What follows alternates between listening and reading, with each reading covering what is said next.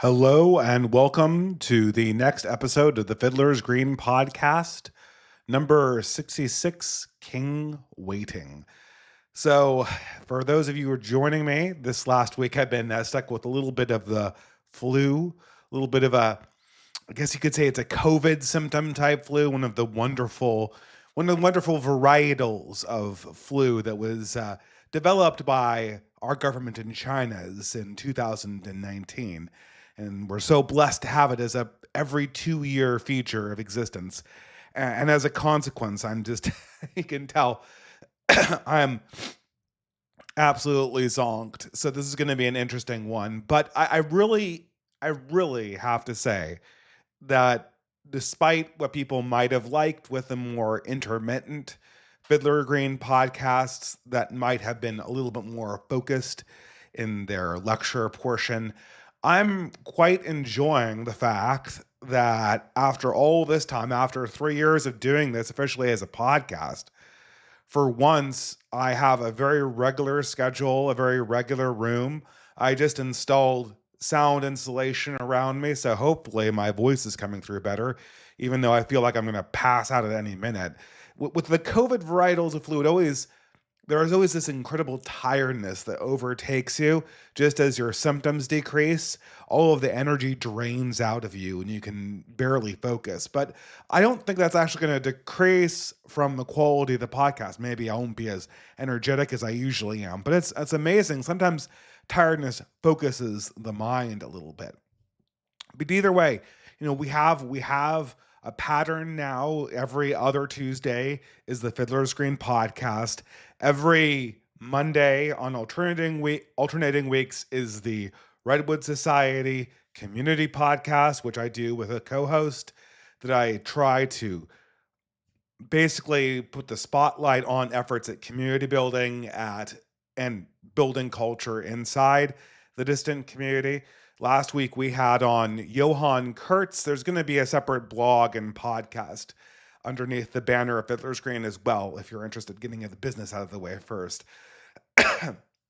But I'm always just I met Johann Kurtz at Oxford in 2023, and I was blown away by his speech there. I was already kind of a fan of his blog, although I didn't really know what to make of him. I was trying to decide if this person is really on the same wavelength as I was thinking at the time.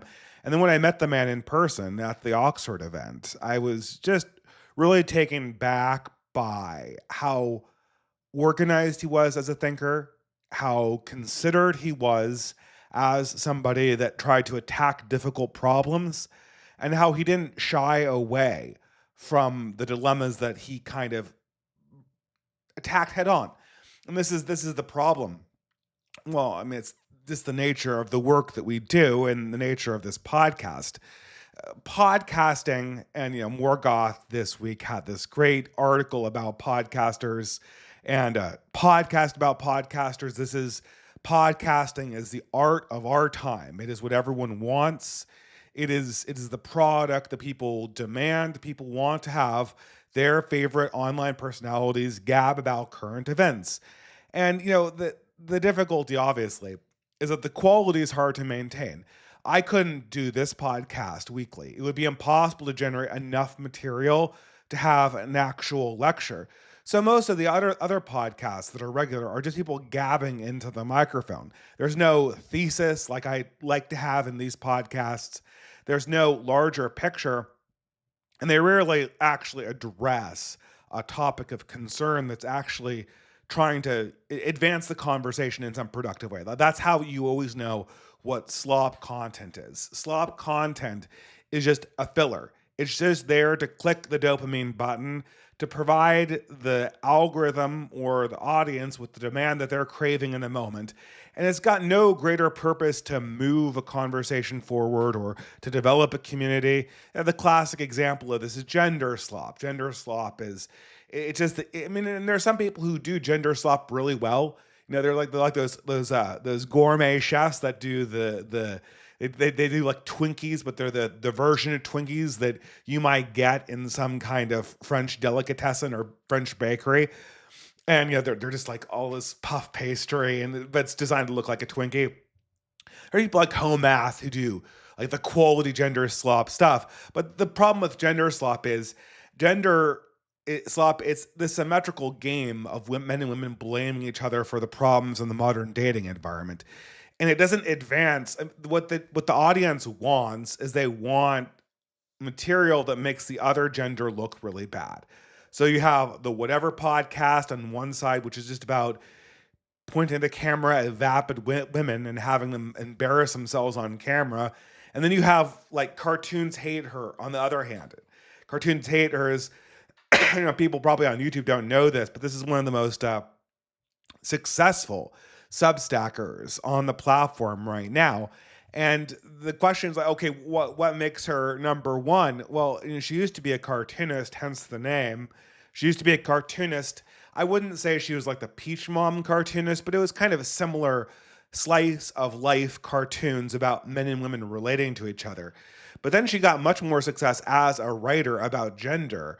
But what she does is she looks for the most ridiculous, overblown self-parodies of pickup artists and incel culture and male feminists. And then she just excoriates them, which is easy to do in written form. Like anyone can write an article like that, and the audience just gobbles it up because there's every time you publish a gender slop article humiliating women generally, like in the Whatever podcast, ordinary women start feeling offended, and there's this vicious cycle, and then this creates this demand for constantly more gender slop. That's the solution here. And there's a dimension in which Morgoth is right. The podcast is the slop medium of choice for our age because people have a lot of found time in audio via iPods or iPhones. There's a 24-hour news cycle. And as long as you talk about current events, you always have something to talk about. I mean, it's the easiest thing. I'll talk about current events for a good 20 minutes this podcast. Not to do a spoiler alert, but just to kind of hype Johann Kurtz. This is on my channel. Again, the podcast form is coming out on Substack on a different property. I'm not really ready to release that yet, but that will be more regular.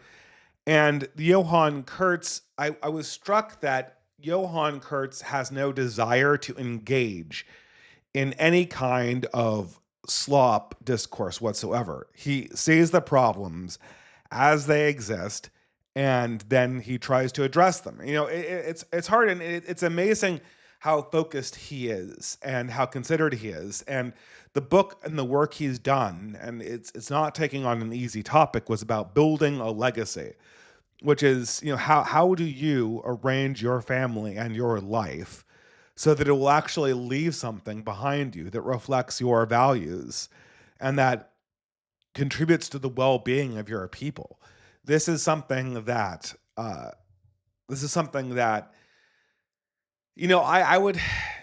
trying to write something that's longer form and publishable this next year in 2026. And that's a topic that if I had taken it on, I wouldn't know where to begin. But Johann just nails it. And I was really happy to make him our first guest for that alternative podcast on alternative weeks. But that was before I was coming down with this COVID-like illness, and now here I am, a week later, and indeed, you can see the circles under my eyes. Yeah, I'm about to. If I fall asleep on stream, that would probably be a Fiddler's Green podcast first.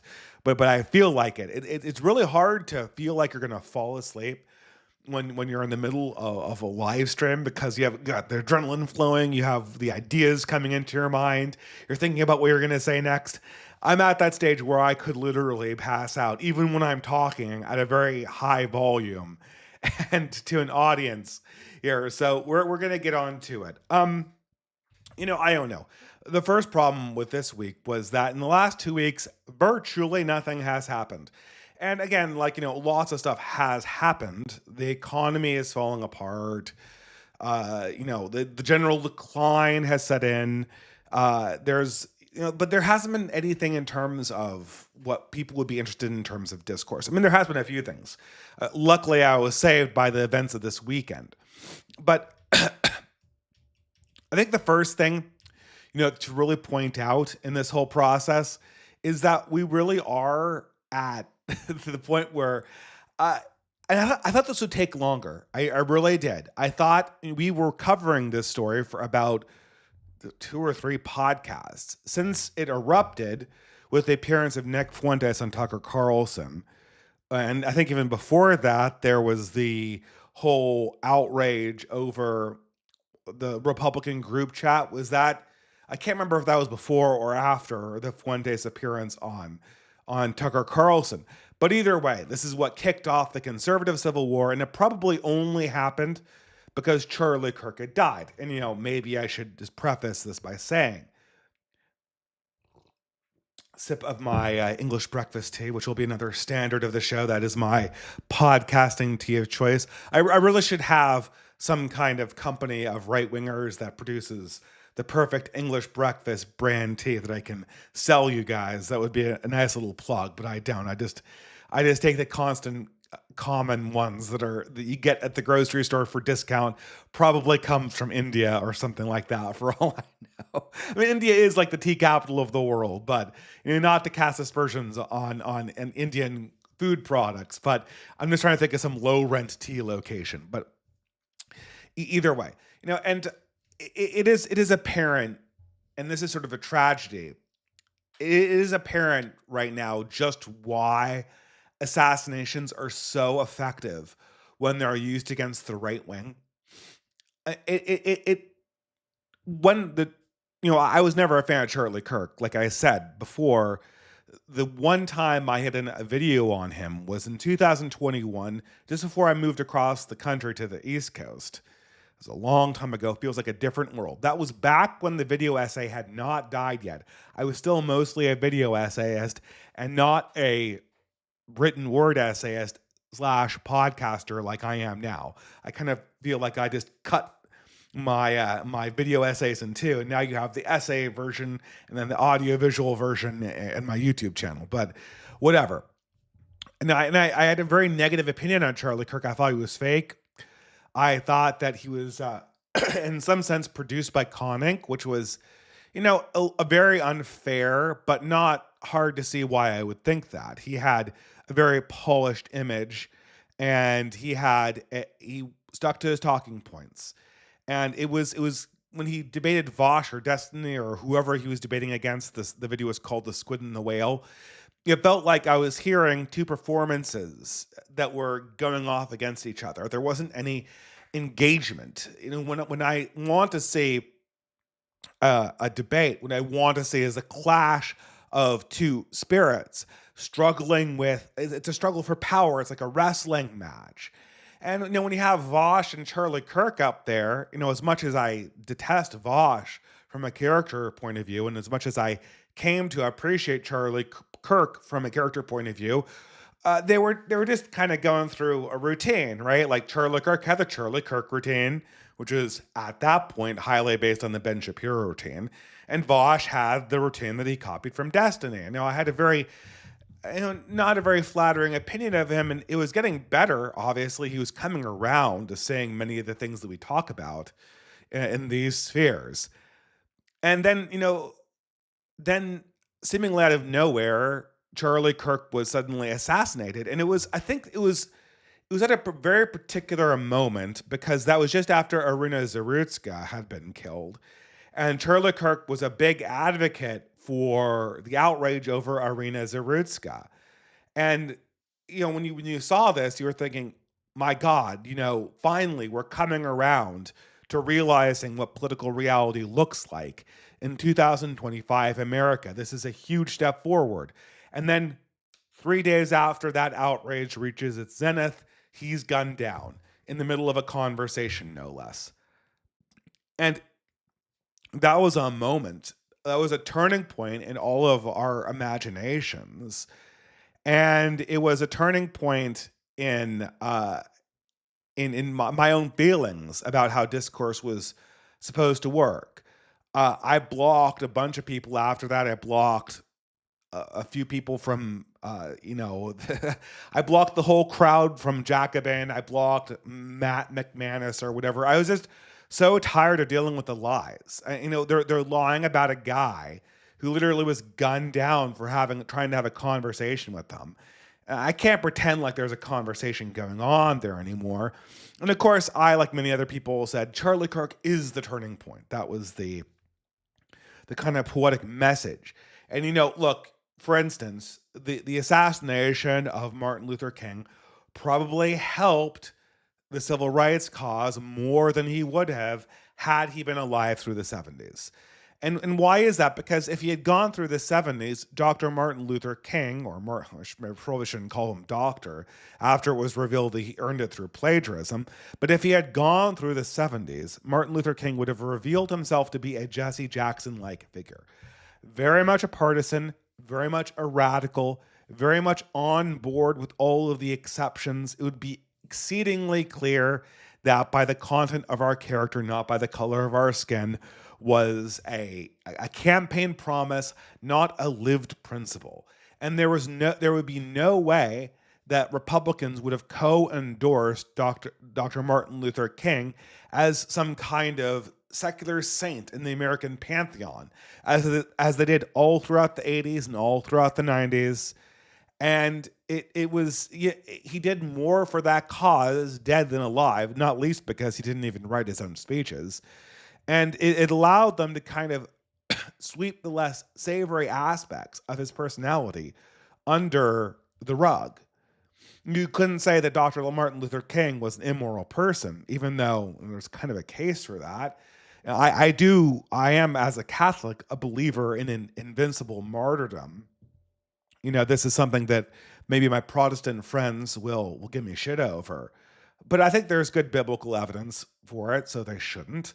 But I believe that a good death redeems an otherwise sinful life. But it's undeniable that Dr. Martin Luther King had a very sinful life. And if that had kept on going to the point where Jesse Jackson is now, it would be very, very hard to portray the civil rights era as something that it wasn't, which was a religious event that defined a generation.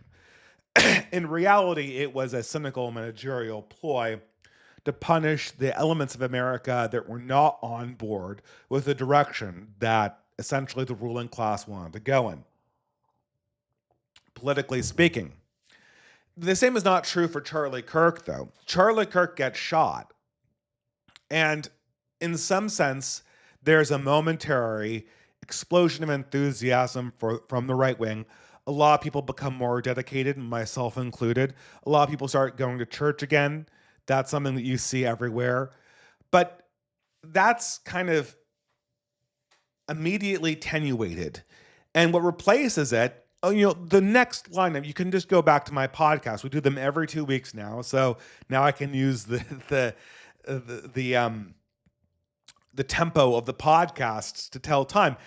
We go straight from Charlie Kirk is assassinated to the conservative Civil War, which is to really say the conservative movement's suicide or just deliberate self-sabotage. It's really amazing how this occurs.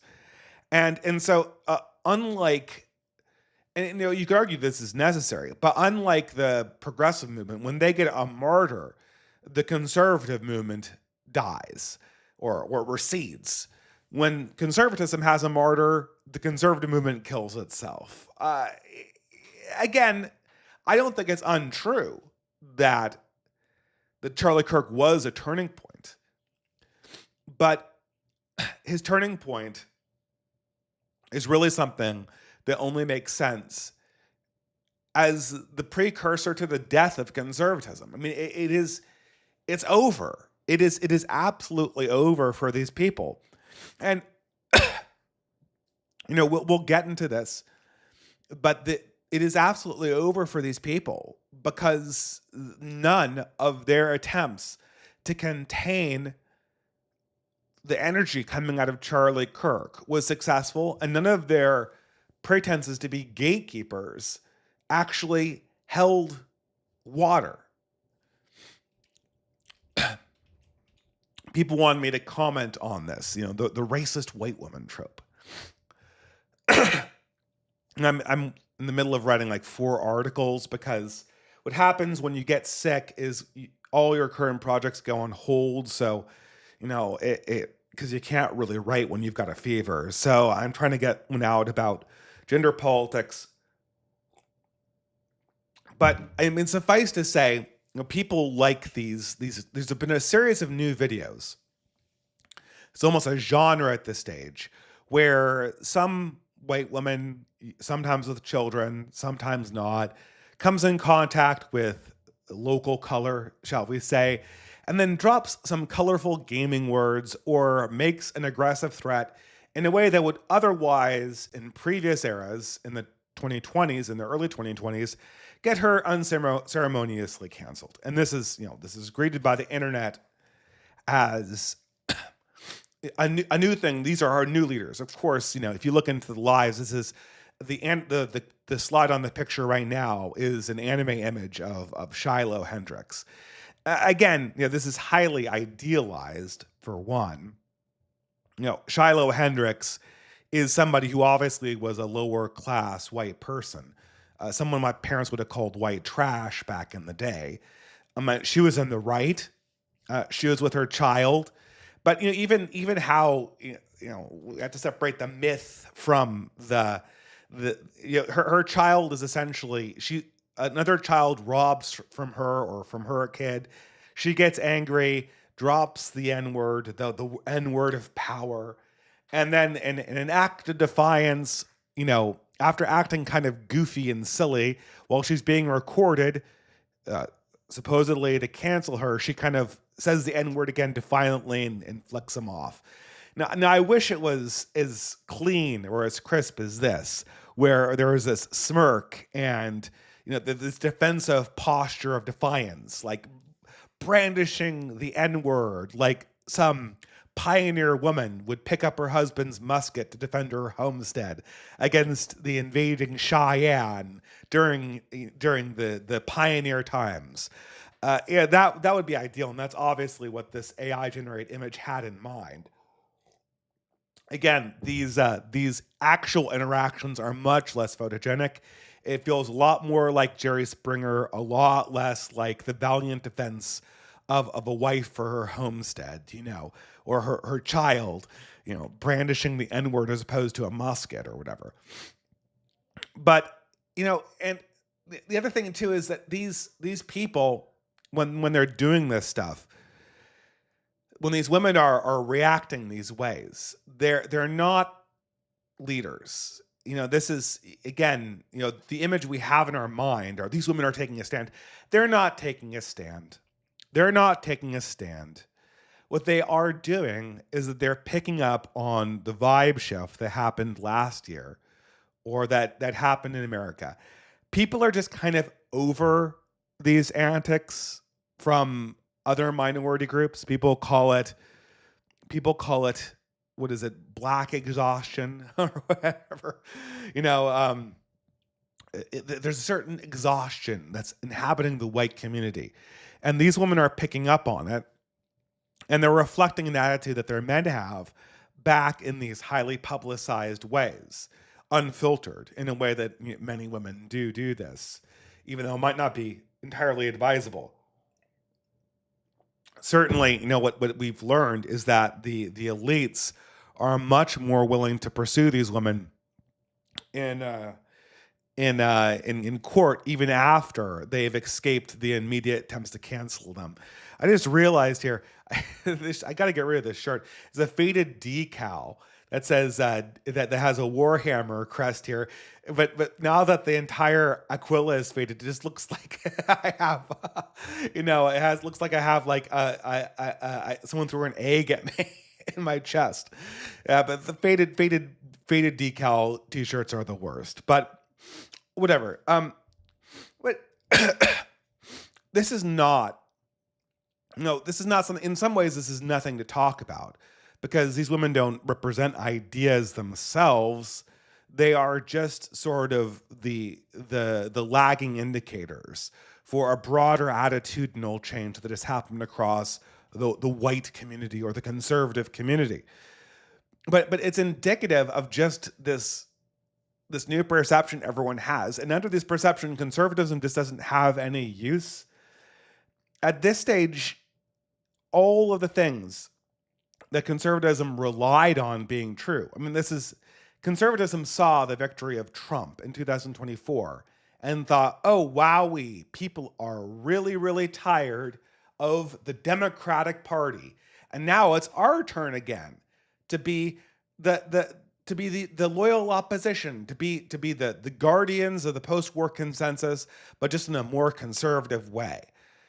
That's not what was rejected in 2024. What was rejected in 2024 is the entire heavy pretenses that things are ever going to return to normal. Things are never going to return to normal. There's not going to be an acceptable way to be a non-racist white person in America. There's not going to be a way that you can behave around minorities that's going to make them like you or be a good white person. This stuff is over. It is over. Nobody is doing this anymore. The boomer world is over. And everyone's feeling this. And when the boomer world is over, conservatism, and they've been, again, 4 weeks, 2 episodes of mine, no less, have been in this continuous attempt. They have done basically nothing else for the entire month of November, except try to cancel Nick Fuentes again and again and again and again and again and again and again. I mean, first they start with Tucker Carlson. They're like, okay, Tucker's interviewed Nick Fuentes. All right, team, you know what to do.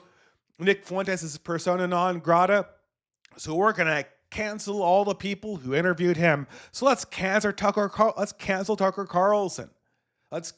Tucker Carlson. Yeah, brilliant. You know, this would have ordinarily worked. I don't exactly know why. Oh my God. All this hand-wringing over Tucker Carlson. He interviewed Nick Fuentes. Within 2 weeks, they have totally failed at canceling Tucker Carlson. And not only have they totally failed at canceling Tucker Carlson, half the people that are trying to cancel Tucker Carlson are now planning to interview Nick Fuentes. Repeating the same faux pas they supposedly wanted to cancel Tucker for. You talked to Nick Fuentes. Oh my God. The indignity of it all.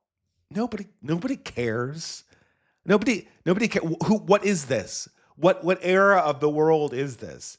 Is this the world where conservative pundits are being assassinated and nobody is following up? There's no consequences for the left whatsoever. Is this the world where our economy is collapsing, where we're being made minorities in our own country, and where people gloat about it too? Is this that world? And in this world, your main priority is trying to police whoever is interviewing Nick Fuentes. Oh my God, the Heritage Foundation defended Tucker. Let's get them. We have to make sure that all of the Catholic interns at Heritage go and eat a chicken dinner at the very night where Catholics are not supposed to eat meat. Brilliant. I mean, in the 90s, I'm sure this worked. In the 90s, very few Catholics even followed Meatless Fridays, not during Lent. But now, you know, that's returning, and the presumption that the immediate presumption that participation in Jewish ceremonies, religious ceremonies, that's more important to participate in some other religion's religious ceremony rather than respect your own religious dietary restrictions, and that this is a precondition to serve for a Christian conservative organization. And moreover, your desire not to participate in it is something that will get leaked and doxed. Well, no, you're not doxed, but the records of this chat will get leaked to try to destroy your reputation. Oh my God, he didn't come to Shabbat dinner. What world do these people think they live in is the question. Not the world of 2025. Maybe the world of 2019. When should have this worked? When did we agree to this? I mean, there's this still over the conservative movement because things are shifting under their feet and they're being revealed for the unprincipled people that they actually are. In a month from now, nobody is going to be canceling Nick Fuentes, much less Tucker Carlson. And no one is going to be trying to put litmus tests to conservatives. There's no audience for this. And it kind of also, you see the conservatives trying to reposition themselves, just at the same time that you see the centrists trying to reposition themselves. Now, it's kind of interesting here. There is a juxtaposition. It's almost like nothing can happen because the story is just unfolding too quickly. Too much is being revealed about who we thought we were working with. Barry Weiss and Piers Morgan are now the center. Even though they have identical views, apparently, to people like Ben Shapiro and I guess Rod Dreher, I don't know. All of the people who are trying to maintain the center, the Bulwark, the National Review, who knows? The people who think that the 1990s can happen again. But the 1990s can't happen again because America in 2025 is not the America of 1995 because we've totally replaced the demographics of this country. You're speaking to a conservative audience of mainly ethnically European people. You have to have a story about the future of these people. And the idea that platitudes are going to get you anywhere. Bill Maher is trying to represent himself as a moderate. Bill Maher, he's on there lamenting the extreme Islamization of Europe. Oh my God, what happened? What happened? It's so terrible that there's all of these problems going on in England. How did they get so radicalized into radical Islam? Bill, we have you on camera bragging about how the transformation of England, the transformation of London, no less, to being a minority English city is not only acceptable, but an achievement. It's something, can I get credit for that? Credit for what, Bill? Credit for what? You're happy that the country is becoming Islamic when you Islamized it. You're unhappy that they have radical religious beliefs. Well, what was your alternative? What did you think was going to happen? And these people just, it kind of came into focus with the Piers interview. These people are absolute morons. I think, I mean, they're either just, I think there's sort of two classes of people here, or maybe even three. Three people are broadly trying to capture the right wing. The first one are just these weird boomers who have built their career in media.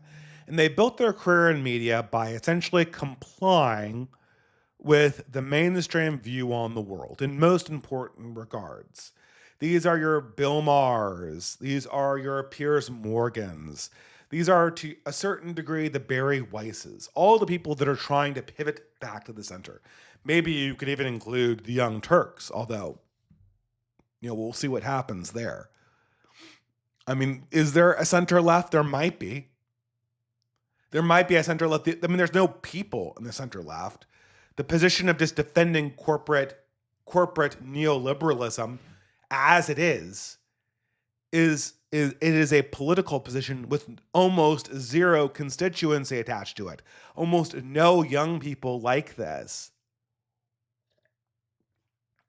But now, since they're obviously no longer welcome on the left, they're trying to beat their way back to the right. Added on to that, you have this bizarro group of conservatives that are obviously, I mean, I'd say they're just neocons, or I would say that they are Zionist loyalists, or I would say that they're Jewish nationalists, or I might even say that they're Jewish supremacists, what have you. There's a group of people that could only be described as believing that any kind of ethnic legitimacy held by the native people in their own countries is less valid than the ethnic nationalism of Israel, or the ethnic nationalism of the greater Israeli people, the international Jews. Oh my God, am I going to get canceled for that? Jews living internationally. I mean, I want to say that I'm being hyperbolic. Was my brain corrupted by Nick Fuentes? I'm just reporting on what I'm actually saying coming out of the mouths of people in the circle of Barry Weiss and of people in the circle of Mark Levin. These people run their campaigns for Israel first. They describe nationalism as purely propositional, except for Israel. And they want to gatekeep a conservative movement, even though it's not clear what they're actually conserving. I mean, I think I've been looking at this group of people for a decade now, trying to figure out what was going on. Do they actually have a plan? And I guess there's a third party. There's a third group of very cowed Christian leaders. I'm here thinking of people like Rod Dreher. I wouldn't dare group him in with David French, but it's the same idea. These leaders are just terrified about what happens after conservatism drops liberalism as it's a motivating ethos. They can't imagine conservatism or a right wing that's guided by a positive vision of the good and not an appeal to a procedural restraint. What's the limiting principle? Well, I don't know. Are there limiting? There apparently are no limiting principles when it comes to the defense of Israel. There are apparently no limiting principles when it comes to acceptance of neoliberal policies. And certainly you aren't limiting anything the left is doing. You're not limiting the demographic transformation of the countries. And in the meantime, the people who are coming to this country are obviously not in any way limited in their purview and authority when they have political power. They just announce their values, they announce their interests, and they go for it. Piers Morgan, I mean, it's kind of funny. This happened in between two events. The first one was the Shabbat dinner controversy, and the next one was a series of videos that came out that I'll get to in a little while, or in a second or two. But this bizarre interview Piers Morgan gives with Tucker Carlson, and it really is an amazing cultural artifact. No, it's very much one and the same with the interview he later gives to Nick Fuentes, which we'll get into. But he talks about the transformation of England. Of course, like all the other conservatives, Piers is very concerned about all this identity politics that is appearing on the left. How alarming it is that there is this identity politics on the left. How alarming it is that people who come from these other countries aren't assimilating. Why? Why? So much is at threat. And Tucker Carlson points out, look at this town. Look at London. London's like 30% native British, 38% on last count. Maybe I'm being a little pessimistic. The whole culture of this place has been entirely replaced in 20 years. And in 30 more years, this effect will have overtaken the entirety of the United Kingdom, or at least of England, the largest part of the United Kingdom. Not that the process isn't also going on in Scotland and Wales, not to mention Ireland too, but I suppose it's a slightly different story. The entire culture, one of the most prominent seminal cultures of this world, is essentially erasing itself. For what? Oh, well, I don't see what is lost. What do you mean? What do you mean? Piers Morgan is such a reptile. He is such a snake. I mean, he comes from tabloid journalism. He's always been a tabloid journalist. He doesn't think about ideas. He doesn't hold values. He just focuses on sound bites. He has the little things that he says, the little interjections, little performances of disbelief.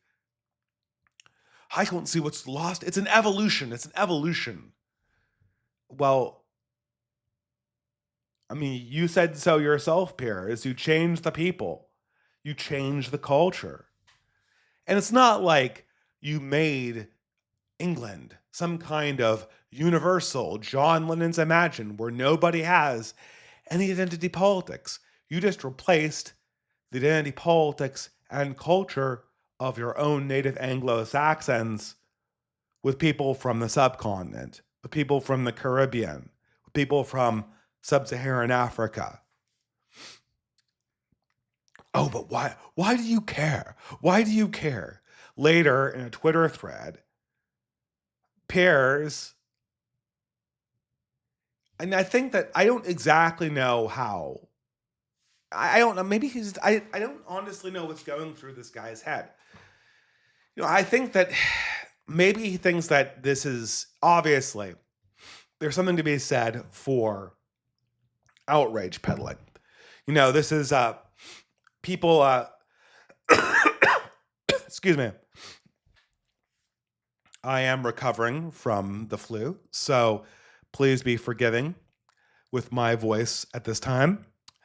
But there is a phenomenon of outrage baiting that's been well known. Movies do this all the time. They make the movie bad and you spike your engagement on social media. However, as Hollywood is learning right now, eventually what happens is that you learn that these things that you used to love, like Star Wars or Indiana Jones or Disney, they're just not for you anymore. And you just turn off the channel and focus on something else. That is the eventual conclusion of this process. Eventually you change the channel. Eventually you put away the thing because it's broken.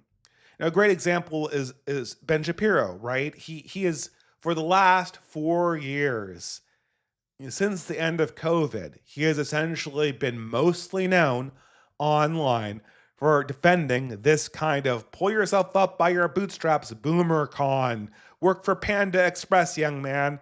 That was his brand. That was what Ben Shapiro was known for. And it did numbers. It did numbers.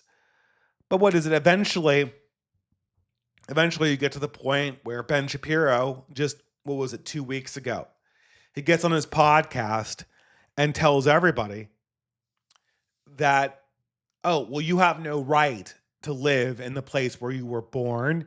You just need to move where the money is. Just keep on moving.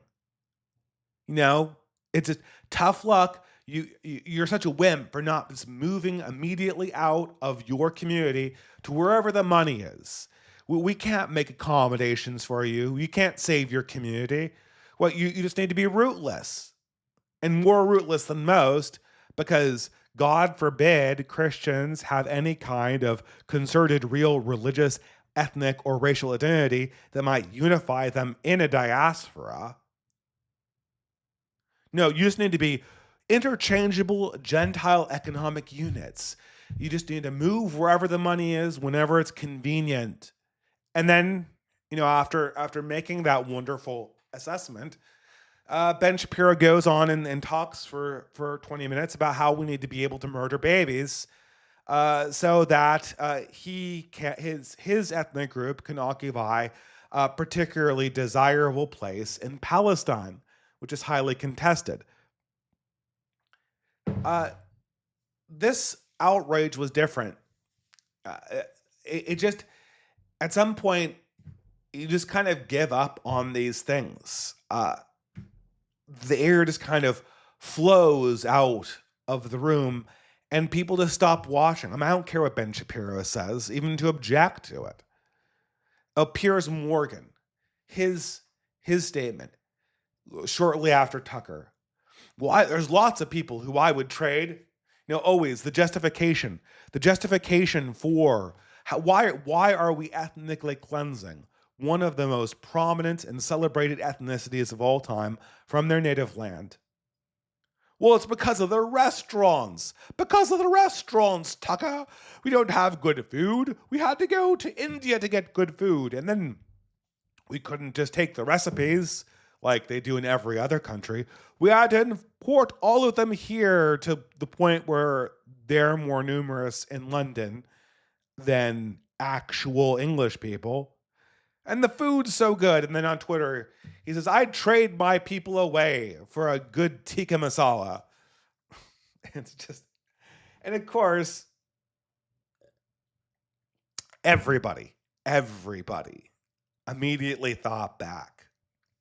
It's amazing because of its proximity to the Bible, the book of Genesis, the struggle between Jacob and Esau.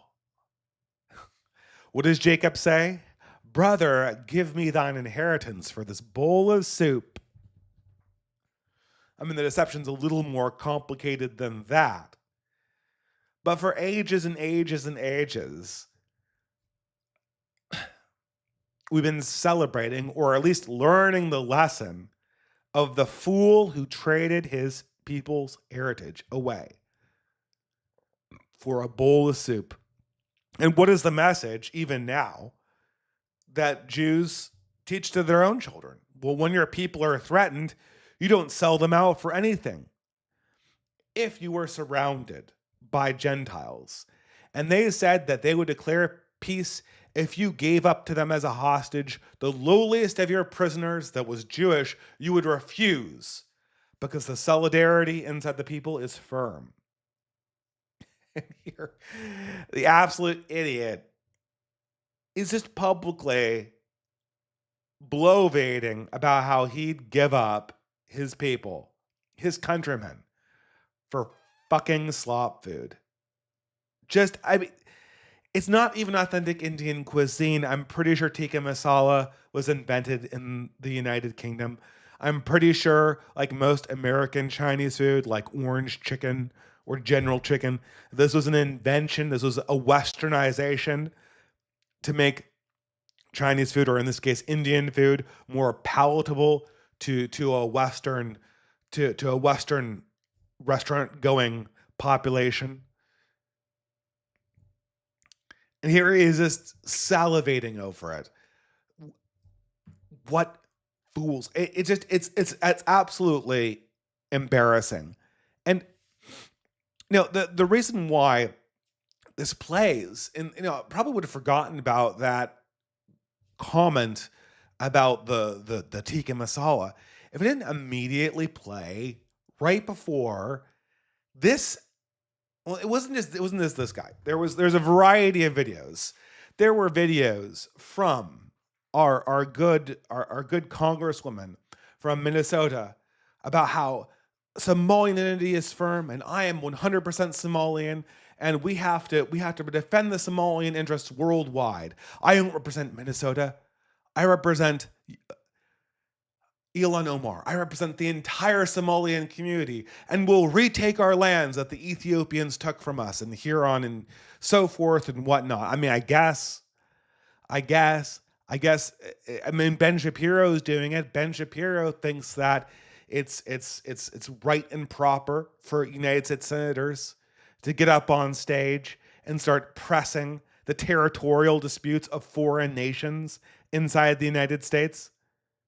But what do the boomers think about this? Like, what are the progressives who vote for these clowns thinking? Like, what are they? They're looking at this. They're looking at all of this, and what are they thinking? Do they think that she's lying to the Somalian community when she speaks in her mother tongue, but telling them the truth when she speaks in her highly accented English? They think she's secretly trying to subvert Somali interests for white progressivism. I couldn't believe that. It's just video after video of people just casually professing this deep anti-white animus. It is quite remarkable. My favorite one so far was the Wahat Ali video. It came out, a week ago or something. It was, I think I was at the height of my fever at the time, so I was just watching it while, I was watching the thermometer. And, look, this is not the first time that I've heard this speech. It comes on, this is a routine that I think they copied from people like Tim Weiss and these other anti-racist activists who are themselves white, more commonly Jewish, but also some white ones. And it goes something like, white people, it's so over for you. You've lost. You're going extinct. We're going to wipe you out because we're so numerous. We're everywhere. We're going to take your women. And this guy, Wahat Ili, and what's remarkable about it is not that I haven't heard this before. I was hearing this from Tim Weiss in the 2000s. I was hearing it from random brown college students, random Asian college students.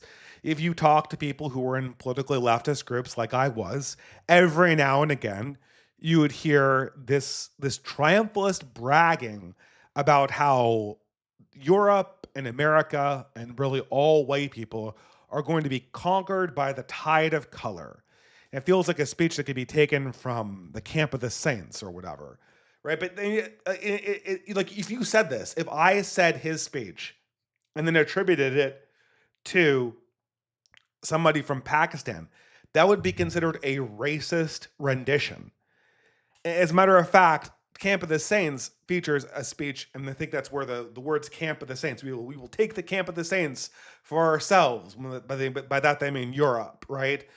That comes from a speech that's very much one of these triumphalist brags from this subcontinental immigrant that's coming into Europe. But you'll hear this from various people online. You'll hear this from lower academics. But this sentiment creeps up and up and up. You didn't typically hear this from non-white people in positions of power.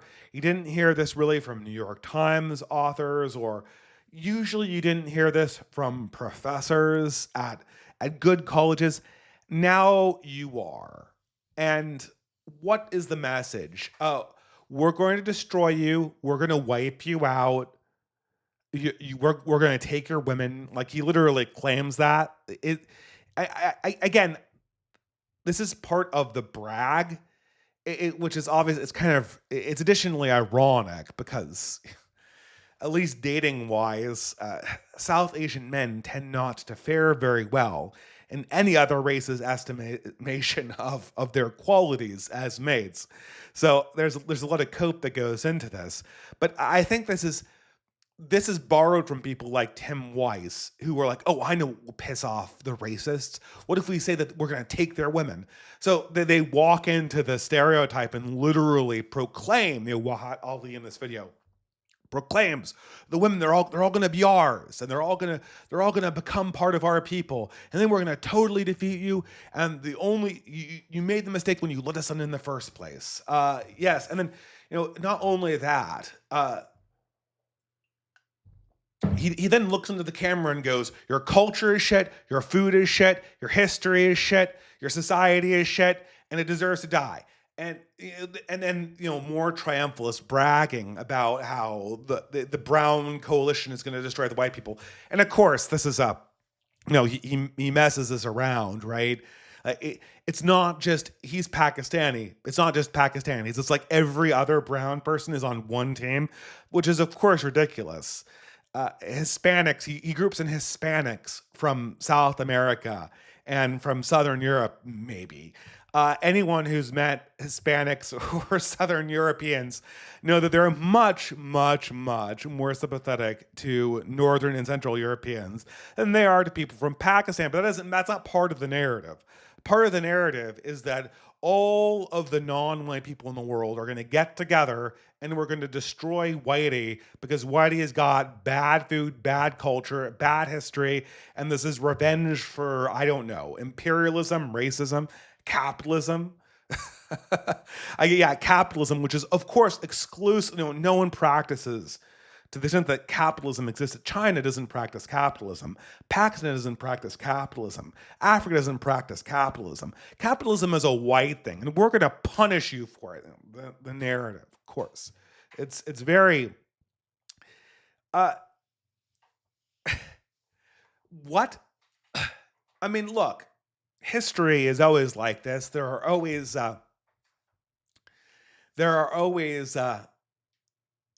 victors and losers. And obviously, for the last 40 years, ethnically European people have been continuously losing to the benefit of total hacks like Wahat Ali or whatever. And that's that's a fact. And indeed, I am an immigrant, right? My father came from Europe. My mother, it's a little more complicated, a lot of old school San Franciscans there. But the earliest ancestor I have in America is an Ellis Islander. I don't have anyone going back to the Mayflower. But even if I did, I mean, let's imagine this. At what point would it be appropriate for a new immigrant group to come up to the current occupants of America? People from the Mayflower. They get off the Mayflower. They walk up to the Native Americans, go, your food is shit, your culture is shit, your history is shit, and we're going to wipe you out. Sure, I'm positive that probably one or two people of the original WASP colonists said that to the Native Americans. What would any progressive's opinion of those people be? Probably that statement was villainous. Even if that statement had been given to a Native American tribe that it was in the process of making war upon the new settlers, literally killing people, abducting women, slitting throats, taking scalps, burning down houses, as happened frequently throughout the European colonization of the New World. Even under those circumstances, walking up to a Native American and delivering that tirade would have been a faux pas. Or, to go forward a little bit, my Ellis Island ancestors, like, what would we do? Or when the Irish people and the Germans got off the boats in the 1870s, did they walk, like in the gangs in New York, did they walk up to the Daniel Day-Lewis American Firsters and go, you Protestants, your culture is shit, your food is shit, and we're going to wipe you out? I mean, look, if they did... if they did, then Bill the Butcher would be entirely justified at slamming his cleaver into their throats. As far as I'm concerned, those are fighting words. And I can certainly say that when my father's side came to this country, he did not deliver some kind of triumphalist speech about how us as new immigrants were going to destroy the native population. Uh, this is a kind of animus that is very hard to locate and praise. But this is the kind of animus that apparently is just natively there. It just flows from people like Ilhan Omar or Wajat Ali or any of these other grifters. You just wait for a second. Even people like Vivek Ramaswamy, you give them a microphone and they can't help but just declare themselves to be superior to you in some way. Absolutely no gratefulness whatsoever, no recognition of what's being asked for or who's benefiting from the relationship. Just absolute disparagement, absolute triumphalism. And then at the same time, paradoxically, this weird begging attitude. You see this for enough times, and it's not, again, this is a very common human dynamic.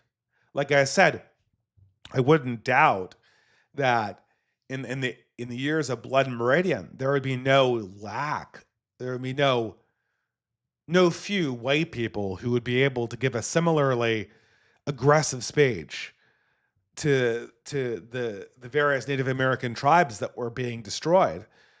But this attitude is an attitude of a thick world of collectives. It is a pre-modern attitude.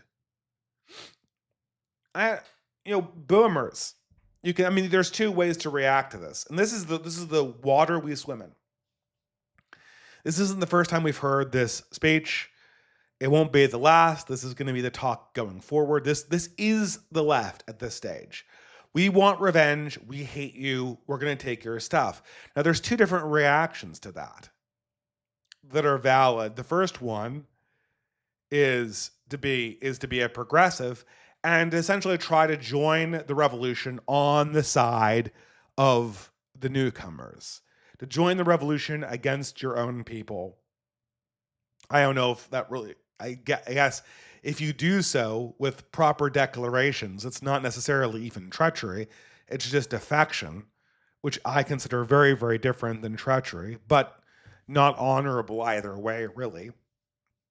You can join the revolution against your own forefathers if you're a progressive in the hopes of cashing in on the revolution, which, in my opinion, you'd have to be pretty stupid at this stage to think that you're going to cash in on a revolution like this if you're a young white guy. This is, you're 20 years old. You're 20 years old and you're hearing this about how your culture is shit, your race is shit, your history is shit from New York Times columnists. This is just the beginning. This is just the beginning of where this is going to escalate. And this process does not get better as the proportion of your race decreases in the population. The people who listen, his community, Ilhan Omar's community, Ali's community, they like this. They don't brag. They don't gloat. They probably gloat and brag because it just feels good and it makes them feel powerful. But they're also doing it because there's an audience in their own community that really likes this stuff. It's a signal that they're going to fight for them, which we're going to get to in terms of Nick Fuentes. There's an audience, and you're not it. And as that audience grows and your percentage of the population diminishes, the benefit of this kind of gloating eliminationist rhetoric is going to grow and grow and grow and grow. And some people are going to start taking it seriously, as they do in South Africa. That's the conclusion. If we are on the road we're on, the other alternative to just joining the revolution on the side of the anti-whites is to tribe up, embrace your collectivity. And we could decide what banner that collectivity has. But it's rational. It means something. It actually takes a step forward. What is not possible, what is not, and I think this is how Piers Morgan has miscalculated here. You can't watch a video like watch Ali's video about how he intends to destroy white culture and how our culture is shit anyway, and our food is shit anyway, and our history is shit, needs to be erased. You can't watch that and then go to a Ben Shapiro video about how you need to move out because you don't have a right to any land and you're just a puppet of the market. That your job is to be a good little economic cog and not to have any heritage and not to have any collective identity, but is to move wherever the GDP takes you, even if it puts you in a community that would otherwise hate you, even if it separates you from your grandparents and your religion and the place where you might actually have a history to defend. That doesn't make any sense. And neither does Piers Morgan's attempt to bloviate about how he wants to trade his people in for fucking curry. I mean, I guess it does make sense. It doesn't make, it's not flattering. It's not flattering. It tells a certain story about how we got here. But the only story it tells is that you're just so clueless about what actually is going on. I guess this brings us to kind of the big event this week, the Fuentes versus Piers Morgan debate. And man, people used to say, or my parents used to say, who's the luckiest man of all time? You know, it's Ringo Starr. You know, why is it Ringo Starr? Well, you know, such a boomer joke, right? Ringo Starr is the luckiest man of all time. Well, the reason why is because George Harrison and Paul McCartney and John Lennon were all friends who were in a rock band. And they had a circulating, you know, they never quite figured out who they wanted to be the drummer. And so they were trying on a lot of people for the position of drummer. And Ringo Starr just happened to be the guy who was there when the band really took off and they went on the Ed Sullivan Show. And so because he was the mercenary who was in the band at the time that it exploded, he became instantly as famous as the original three Beatles, even though he kind of wasn't one of them. You know, George Harrison was, you know, one of the great songwriters, and I don't even need to say anything about Paul McCartney and John Lennon, although I was never much of a John Lennon fan. Across the Universe is good. But other than that, you know, I'll take Paul any day. But I don't even really a Beatles fan. What am I talking about? But they say, oh, you know, Paul, you know, it's not exactly true. Ringo Starr was just in the right place at the right time. He was a very talented drummer in his own right. You know, he was very competent. People called him a metronome. He also was a fairly good songwriter. I mean, Octopus Garden, Yellow Submarine. People know those songs. People love those songs. He had a, you know, personality, right? You know, everyone knows the Ringo Starr personality. And in some ways, his accent was more identifiable than, you know, the thick Liverpool accent, I think. Yeah, the thick Liverpool accent was more identifiable than, you know, do a Paul McCartney accent. I don't know how to do that. And you do a Ringo Starr accent, though. What are the Animaniacs have the Ringo Starr accent, you know? it's a thing. Yeah, I feel the same way about Nick Fuentes. I mean, he is indeed talented, but the guy is just in the right place at the right time. He can't stop winning because all of his enemies are fucking idiots. They're just so stupid. I mean, and he could not have picked a better time to go up against Piers Morgan. I mean, I never really had a high opinion of Piers Morgan. Actually, for as long as I can remember, it's been very, very low, my opinion of Piers Morgan. But this is right after he told the world that he'd sell his country out for fucking curry. Right after he humiliated himself talking to Tucker Carlson. And he's going to go up against Nick Fuentes. And it's okay, fine. Nick Fuentes is in a supremely vulnerable position because Nick Fuentes has years of clips of him saying all sorts of egregious things. And all Piers Morgan has to do is pick out clips and confront Nick Fuentes with them. But I mean, is that true? That's obviously what Piers Morgan thought. But Piers Morgan's like, I'm going to put you on trial for being a naughty boy. I'm the home monitor, and I'm going to call you out for being a naughty boy and make you feel shame. And it's an absolute disaster. Piers Morgan makes an absolute fool of himself because Nick just doesn't feel shame. He reframes the conversation every single time. Are you a racist? Oh, yeah, I'm a racist. Whatever. I'm a racist. Yeah, sure. So you hate all black people? Well, I don't hate all black people. That's not what racist means. Everyone's a little bit racist. It's like, well, what do you mean by that? All this umbrage. What do you mean everyone's racist? Well, Piers, you said that yourself. And I saw you go online and people are like, Nick totally tried to dodge the question about whether he was racist or not.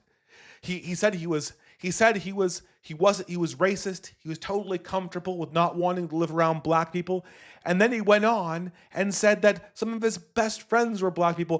What a contradiction. He can't decide if he's racist or not. Yeah, because every single person in the entire world has realized that the word racism doesn't mean shit. Everyone knows that the word racist doesn't mean shit. Everyone has realized this. Conservatives, if you do not understand that racism doesn't mean shit, I will challenge you to the conservative challenge. Of course, the one I feed to all conservatives. They never have an answer for it. I have an objective definition of racist that shows that it is clearly against Christian principles to be racist. Okay. So were our founding fathers racists? And immediately, well, in some ways they are, in some ways they aren't. For their time, it's all relative. Hand wave, hand wave, hand wave. Who knows who's racist? Well, Joel Berry. Well, Piers Morgan. Well, Dinesh D'Souza. If you can't decide whether our founding fathers, who we were always telling us to look up to, if you can't decide whether they're definitively in the category of racist or not, then why does Nick Fuentes have to be definitively in the category of racist or not? Couldn't he be like Thomas Jefferson? I mean, was Thomas Jefferson a racist? Well, if you mean, did Thomas Jefferson just cruelly mistreat people because of the color of their skin? Did he dismiss their ideas because of where they came from? Was he just a nasty person who went out of his way to hurt other well-meaning individuals just because they belonged to another tribe that he wasn't part of? Or judge people based on their melanin content? Well, the answer to that is obviously no. But I'll tell you what Thomas Jefferson did believe. He did believe that the races were fundamentally different and how they operated, both biologically and culturally. He believed that the United States was to always be a white nation, and he believed, as per the quotation that's only listed in part in his memorial, that the races, specifically the white and black races, had to live separately. So he was, by all standards, a textbook definition segregationist. Does that make him a racist? Oh, it does. Okay.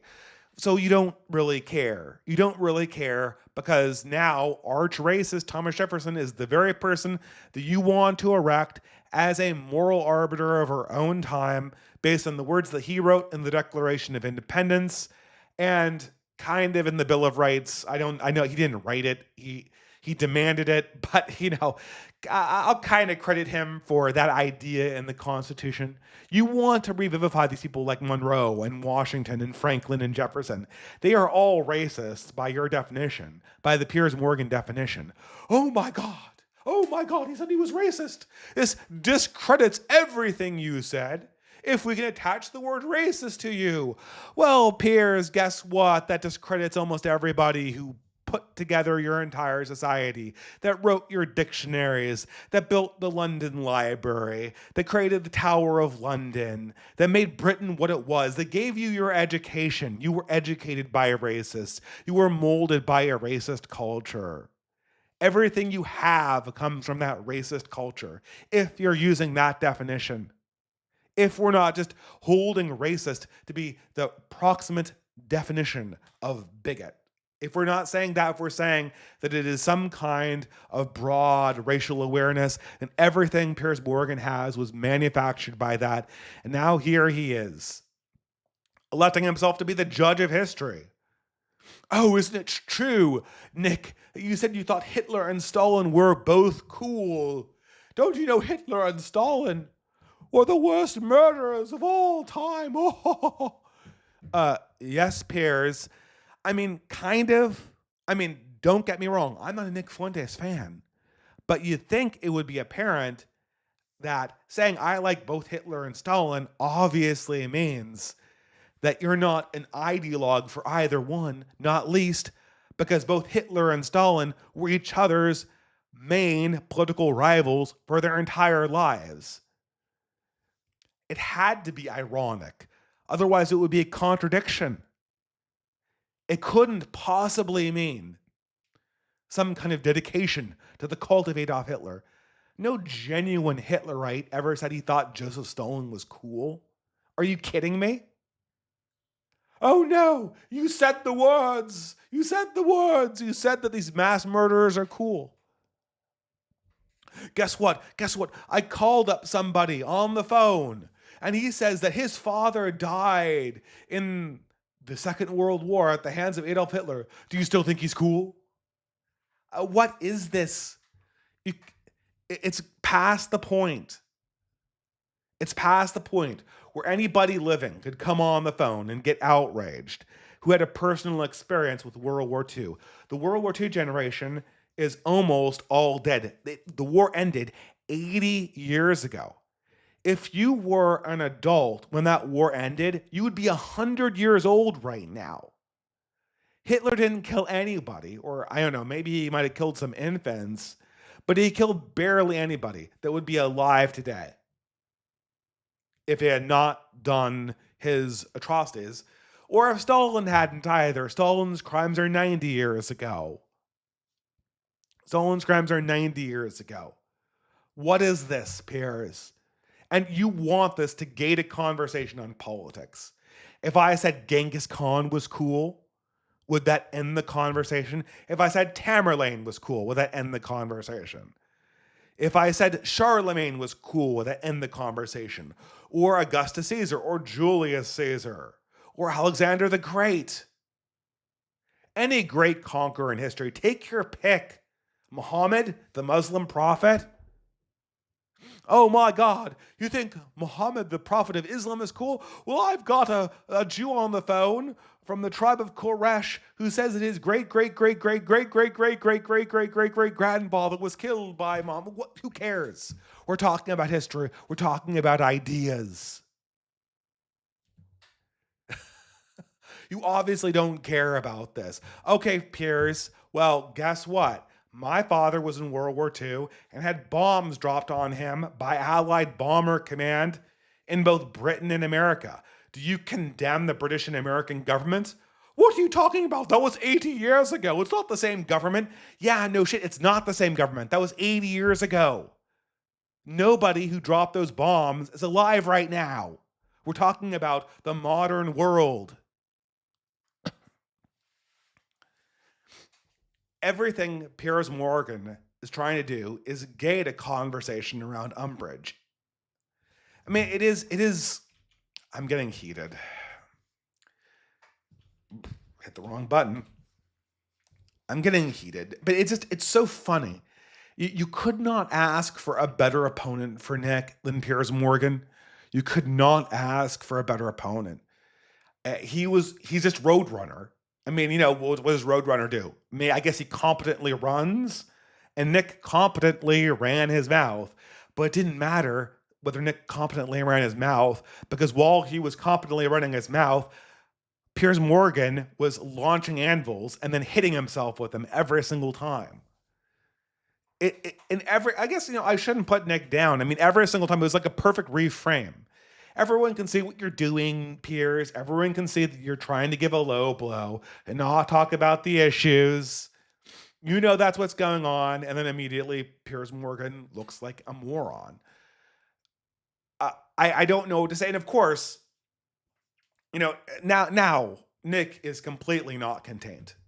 He will never be contained again.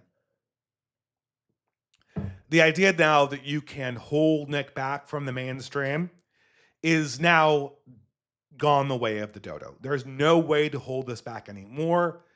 And the conservatives have nobody to blame but their own incompetence. And, the fact that Nick Fuentes isn't a bad speaker, I guess. But what were they expecting to have happen? And, at one point, Nick says, it's the reason. Can't you see that the reason why we say Hitler and Stalin are cool is the very reason why you've got second generation Holocaust survivors on speed dial to try to ambush me in a conversation about politics in 2025? You don't talk about the merits. You don't talk about the state of the world. You don't talk about people's ambitions. You just speed dial somebody whose ancestor died on the right side, I guess. I have relatives that died on the wrong side of World War II who were civilians. That doesn't matter, though. You have on speed dial the people who died on the right side. We won't remember that Stalin was on the right side of that war. But we speed out them from the right side of that war, and then suddenly you're just discredited. What kind of conversation do you think is going to come out of that? You're just going to gate things around taboo, about umbrage. Oh, we can't possibly do that because Hitler, Stalin, blah blah blah blah blah blah blah. We can't possibly do anything because of Hitler, Stalin, Pol Pot, etc., etc. Your current country is being destroyed. Oh, well, you can't criticize Churchill. He's a hero. Well, yeah, if Churchill saw that London was 30% English, I think he might have reevaluated his position in that war. Nobody who fought that war was, by Piers Morgan definition, not a racist. They would have had ideas that were very similar to Nick Fuentes's, perhaps his opinion about Hitler notwithstanding, but probably not even his opinion about Stalin. Because during the time where we were fighting that war, the American State Department and the British Home Services were doing everything in their power to propagandize the Western populations to believing that the Soviet Union was an ally and not a rival, as they had believed in all previous times. Nick won because he was in the moment, and Piers Morgan was not. I guess this is how conservatism dies. I wrote an article about that in relation to Rod Dreher, how conservatism died. How conservatism died because the past can never defeat the future. And Piers Morgan's looking into the past and talking to people who are looking into the past, or who are looking about an idea about a future that can't possibly exist. Piers Morgan's idea of the future can never exist. He himself is making sure it won't exist. He thinks that immigrants are going to assimilate. Assimilate into what? How are immigrants going to assimilate at this level of immigration? You would have to. And, I hear this from parents and other boomers, myself, frequently in real life. Oh, well, once this woke craziness has kind of subsided, people will start assimilating again. Assimilate into what? They're going to be the majority in 20 years. There's no reason that they should assimilate. Well, assimilate maybe into consumer culture, assimilate into deracinated capitalism. Does the GDP line need to go up even faster, Ben? Is that the point of all of this? I don't think you worship the GDP line. I know you don't worship the GDP line. I know that your God has residence in a place that is not Wall Street, that is only a means to an end for you. But God forbid it be a means to an end for anybody else, much less Gentile Americans, much less white Americans, much less Christians. Christians only get to have propositional nations. Everyone else gets to have nations. And nations are real and propositional nations are false, not least of which because we obviously don't enforce it. Once the proposition of your propositional nation is being undermined by sitting senators, well-respected senators, senators that are nationally famous and admired, once they're disrespecting those propositions, what? It's the proposition nation of the people who aren't in power. It's the proposition nation of propositions that aren't taught in public schools or universities because those are overwhelmingly controlled by the Democratic Party. That's your proposition. That's not a proposition. That's a prayer for a world that is never going to exist, to a God that you don't believe in. I mean, I don't want to cast aspersions on people's religious faith. I really don't. I know that progressivism is a religion. I know that when my relatives talk about multiculturalism and when they talk about the future of the United States as an integrated place, they're talking about a religious idea. This is the providence, this was the whole George Washington idea.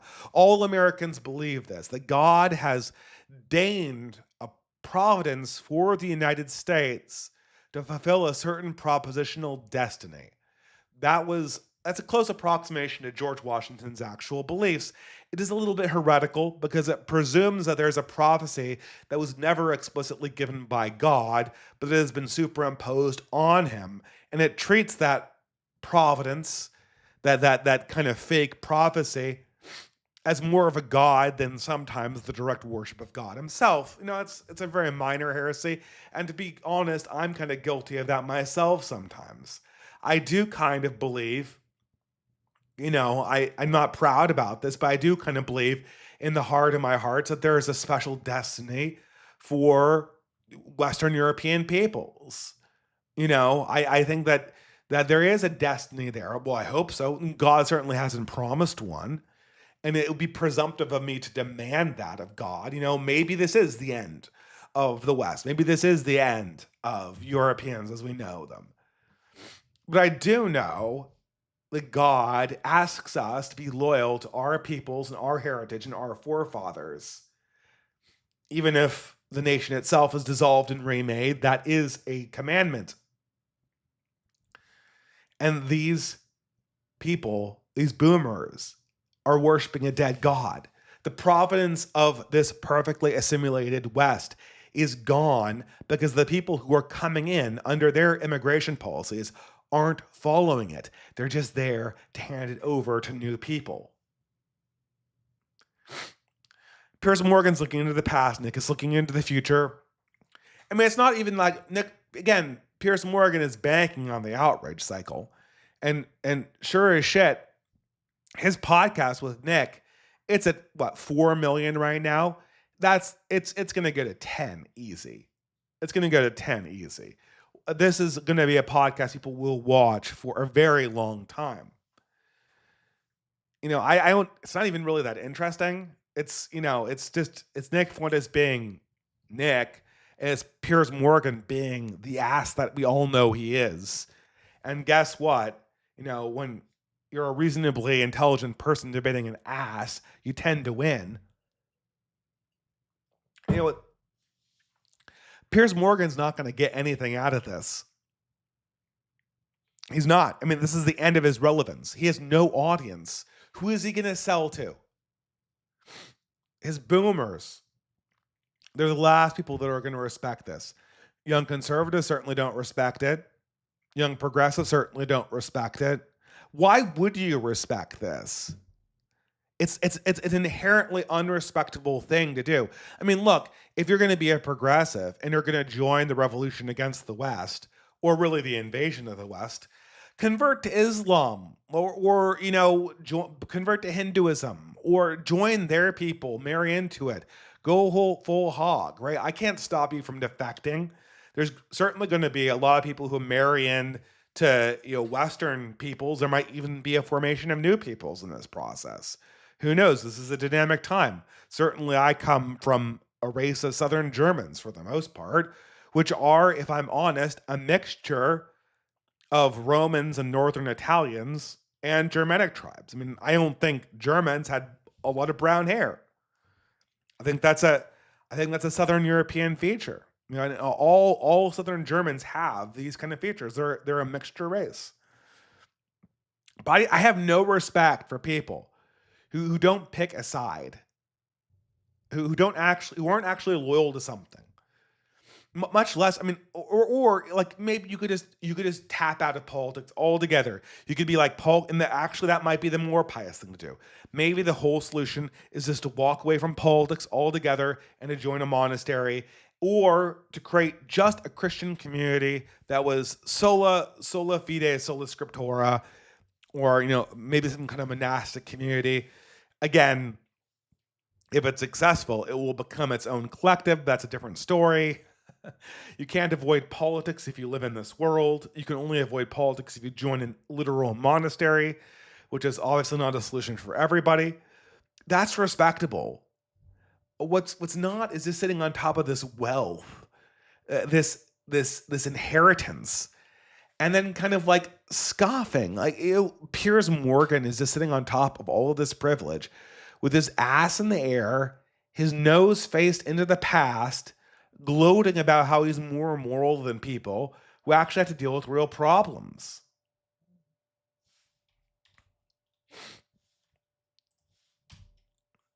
I will say this, though. I don't think not all is well on the right wing. I mean, it's no secret that just political social media has declined precipitously in 2025, just writ large. People are participating less in politics because really they have to. There's fewer ways that it is. I mean, we're not in an election year, so obviously that had to happen. Maybe they'll kick up again after 2026. So going into 2027, maybe it'll pick up again. Who knows?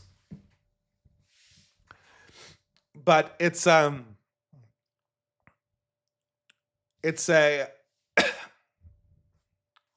how should I put this? The conservative the right wing, the movement of young right wingers, when you get rid of the leaders, has a problem with the people that represent it. And this, I should talk about like Candace Owens. There's a reason why assassination works so well when it's used against right wingers. It just works so well. It works so well because the right wing only works when people take ownership over it. When people take ownership over it. Candace Owens is a great example of this. She got her start in Gamergate. And when she got her start, she had previously come from being a progressive, previously being part of this weird doxing effort. There's all of these attempts to kind of flush out very, very early dissident media during the time of Gamergate, where people were still concerned about Anita Sarkeesian. And Candace, along with Milo Yiannopoulos, was trying to hop on the bandwagon. And these were two obviously bad actors. I always hated Milo. He was always kind of an unreliable shit. And I could see it from a mile away. A mercenary, if ever there was one. Candace had a bad history, but I'll give her one thing. when she speaks on camera, I think she actually believes it. I think she does. I respect that. The thing is, I don't think Candace Owens really has ever thought deeply about anything. How do I say this without being misogynistic? She, like a lot of other women, not all women, there are there are the Aiden Paladins out there, uh, and not all women at all times. There are women who have very deep thoughts about politics on occasion, but Candace Owens is a professional political commentator that regards politics the same way one of my aunts regards politics at the Thanksgiving dinner table. It's not really about what's true. It's about kind of like the vibe you're feeling. Like, oh man, whatever feels like it's sensational and juicy, whatever feels like it's edgy. I mean, again, I guess it's sort of the opposite of my aunt at the Thanksgiving table. The aunt always looks for the safe position. Candace Owens always looks for the edgy, unsafe position. And as such, she spins bullshit and more bullshit and more bullshit and more bullshit, and she never owns it. Case in point, she's been on a year-long hunt for the wife of the French Prime Minister's hidden penis. I kid you not. I don't know anything about Macron. I'm pretty sure he's not married to a man. I'm pretty sure that this is not a big hoax, or even if it would be such a scandal if it was a hoax. This is 2025. Nobody cares. But Kansas is currently being sued in European defamation court for this, for what essentially amounts to an unforced error, completely without evidence. But no, we need more sensationalism. I guess I don't really care about that. But what I do care about is Candace totally poisoning the well when it comes to Charlie Kirk's assassination. The fact, QAnon, let's start earlier. QAnon, I think it's pretty obvious right now that QAnon weakened the right. I think a lot of people didn't quite understand this in 2020 during the Japanese during the January 6th protests. But it became apparent later that QAnon's main function was to get a bunch of boomers or boomer-brained individual conservatives to sit around and listen to weird conspiracy theories when they should be organizing and building in their communities and unifying with other right-wingers to bring together some kind of coalition that might be able to end the madness either locally or nationally. Everyone can see that now.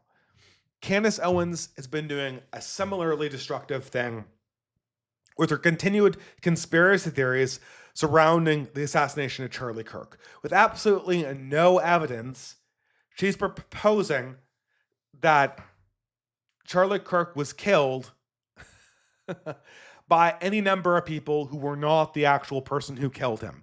Even though we literally have it on video, we're supposed to believe that it's some combination of the literal Turning Point USA organization and or his wife. Look, I think it was a mistake for Erica Kirk to be in charge of Turning Point USA. I don't think Charlie Kirk expected himself to die at such a young age while his wife was so vulnerable and so close to being postpartum. But the woman is just not in a position where she can take a strong executive role. And very, very few women, just historically speaking, can take a strong executive role. It is a very, very difficult role for women to fulfill, to be a strong executive thinker who can take direction. But Candace is convincing an enormous number of the amount of the conservative base to, instead of working with TPUSA to try to build something different, to just sit around and navel gaze over conspiracies. And I understand, look, lots of conspiracies, lots of these rumors that we had during COVID turned out to be entirely correct. The lab leak appears to be one of them, although I was I was long on that way back in the day. Something that I'm particularly aware of because I'm fighting against it right now through all of this tiredness. Okay, fair enough. But look, if your game is chimping out, if like we did this whole thing before, right? Democracy, which is one of the few buttons we have right now, is a very, very unfocused energy. It only erupts for certain particular times and places. You got to catch that geyser when it hits. So if the chimp energy is coming out of Charlie Kirk's assassination and has been for the 2 months, you might have a good 4 months of that populist chimp energy to make sure that you can get as many leaders out of Charlie Kirk's death as you possibly can.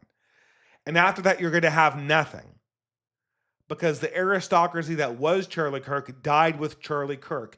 Human control is imperative for right-wing movements in a way that it is not critical for left-wing movements. Left-wing movements do not need to have a head. Right-wing movements do. Slavoj Zizek was right about this. 100%. This is just a quality of left-wing versus right-wing movements. You got 4 months of chimp energy. And Candace is siphoning off that chimp energy to go chase conspiracy theories that are not true against the very organization, no less, TPUSA, that might be able to channel that into new leaders and new directions. A complete derogation of actual leadership, actual ownership. And look, Nick isn't as bad as that. Nick is way smarter than Candace Owens. He's way more talented as a speaker, even. He's more talented as a speaker than I am. Well, I'm not even a very talented speaker. I like to think that I am an insightful writer and I'm an insightful podcaster. When my sinuses aren't inflamed, I might be able to speak well. But, this guy is talented. I will never forgive Nick, though. He hasn't taken ownership. He's not the man who would be king. Maybe he will be. He's 28? Young guy. I started podcasting when I was 31, 32. He's a young guy. He has time to grow into this role. But he is, I don't know. He is at the top of his game right now. And he's just trading this like it's another round of outrage porn. Let's see the other Groyper leaders. Is he the new Charlie Kirk? Well, I don't think he possibly can be. It's the lack of ownership. Look, Nick Fuentes. I'll give you an example of this, right? So Nick Fuentes, pardon me, I hate sniffing into the camera. Nick Fuentes has a problem with ownership. And it's not like Piers Morgan. He's not selling out his people for a bowl of tikka masala. He's not just doing tabloid outrage porn for no reason. But multiple times, the carpet has been rolled out for him to take a step. An example is Arvol, right? Arvol is this kind of autistic guy who's doing a back to the land movement. Now, look, Arvol and I have had our religious differences many times before. And I was even in a debate against him way back in 2021. But he is someone who's doing things on the ground that are actually moving the ball forward. Again, Arvol's also more of a racialist than I am. I am more skeptical of that. But Nick is supposed to not be skeptical of that. Nick is supposed to be all in on that. He makes he makes friends with Arvol. 2 weeks later, he completely sabotages them. He burns that bridge. He confuses his own audience. He starts, paradoxically enough, repeating neocon talking points. Now, I don't think he really meant them. Sure, fine, that's all right. But what he did was he took an opportunity where he could have directed his followers into an avenue of self-exploration and self-development. And instead of taking that and giving them something to do productively in the real world to build community, because he said that was his thing, right? He decided to turn that opportunity into another opportunity to play the outrage cycle. If he had taken ownership, that would have been a huge productive vector of creation. But no, Nick, it's like Walter White. He had to be the man. He has to be the only person. That's not working. A lot of people, I think, are looking for things right now. At the particular moment where we are in historical development. And when we look at the boomers, like Piers Morgan, boomers are children of the system. The system, the system, the system. Piers Morgan doesn't believe in people or God. I mean, he does kind of. He has a religion called progressivism. But the religion of progressivism is good because it doesn't have a God in it. Anytime that there is a person that has an authority position, boomers just tap out. If that authority is God or a president or a leader or a religious scholar or even a particular ideology, it's all too personal. Boomers are only ever comfortable with they're only ever comfortable in interfacing with power when that power goes through the medium of words, when it's embodied as a formalized system. Law works very well for the boomers. The marketplace works very well for the boomers. Laws and norms and regulations work very well for the boomers. Civility works very well for the boomers. Not the civility of aristocracy, but the civility of the status quo. Litigation works well for the boomers. But the problem with all of this, the problem with systems can't actually rule. What happens in systems is that the people who are the best at manipulating them naturally come to the fore.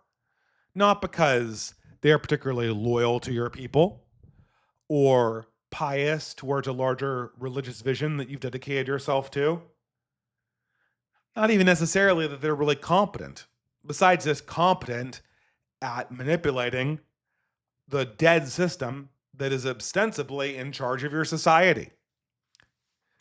And so what rules is something that has no ownership. It's a bunch of winners that have won through manipulation. No one of them owns the system that they're ruling over. Decisions kind of emerge from the oligarchic consensus of winners, of system manipulators. But in the end, that's not how things work. In the end, in charge of every family, in charge of every town, in charge of every county, in charge of every state, in charge of every nation, in charge of every people, as I believe in charge of the universe, there is a person. There is a sovereign. That is the only way that power ever enters into our lives as a living reality, and in a way that can actually foster life. Okay, I'm going to give you, here, take care of these kids. And I'm going to give you a set of rules of things that you can't do. That's what most childcare professionals get. And as you might imagine, childcare is where most children experience a lot of abuse. Where are children the most safe? Well, children are only really safe when they're put under the guidance of people that take direct ownership for their ultimate outcomes, for their ultimate well-being. Mothers and fathers take ownership over their children's future. They develop them. They fight for them. They save for them. They live for them. No bond is tighter than that of the parent to the child that we can experience in our terrestrial reality. We approximate it in our spiritual lives with God. But in that relationship, all other living systems have to be governed by people. A king, not a system. I hesitate to call myself a monarchist because I'm not so sure that monarchy is appropriate for our time. But I can tell you this, I'm only comfortable dealing with power when I'm talking to somebody who actually takes ownership over the outcomes for a particular collective of people. I have some hope that across the many organizations of people that we have doing basket weaving, working with the Old Glory Club, operating in the exit group or a new founding, that there are people learning to take ownership over themselves and over their other people who are under them, to the point where they would say, we have built something here, and everyone here is better for having participated in it. Is that monarchy? Well, not strictly speaking. It is an approximation. It is an aristocracy. It is a miniature monarchy. And I guess maybe you could call me that. Maybe you could call me a miniature monarchist, a min-monarchist. I believe in the monarchy of the family. I believe in the monarchy of the city-state. I believe in the monarchy of God. I am a monarchist in that sense. I'm not so sure that a monarchy works in the modern world, but as above, so below, as one might say, I'm certainly open to the experiment. How can it be worse than being ruled over horrible idiots like Piers Morgan who are willing to sell out their own children for fucking slop?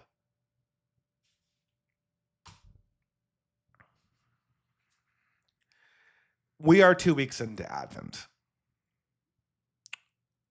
We are 2 weeks into Advent. And I think Advent is about just this process. The development of interior monarchy. As a spiritual exercise, men used to imagine for themselves the ideal king. I'm being a Platonist here. But I always felt that this is a very Platonic, I'm not the first person. I was taken to Jesus through Plato. But what Plato didn't do, prophecy also did. Ancient peoples, all throughout human civilization, whether you come from Europe or Asia or Africa, when we saw corruption and death and despair and despondency and the lack of any future, we did not sit around and debate what would be the ideal set of rules if we were to instantiate rules like a computer program into this system that we called reality, like it was a giant simulation. What would the rules be? What would the system be that would make everything better? I mean, maybe it's too abstract, but since I'm talking about Plato, I don't think so. Humans don't do that, or at least they didn't. They were wise enough not to do that. To do that is silly. The universe doesn't operate by rules. The universe operates by will. Perhaps not the individual will, but what ancient peoples did when they found themselves in times of winter was they would imagine for themselves the prophecy of a coming king. And it's not, this is the story of Advent. It is and it isn't.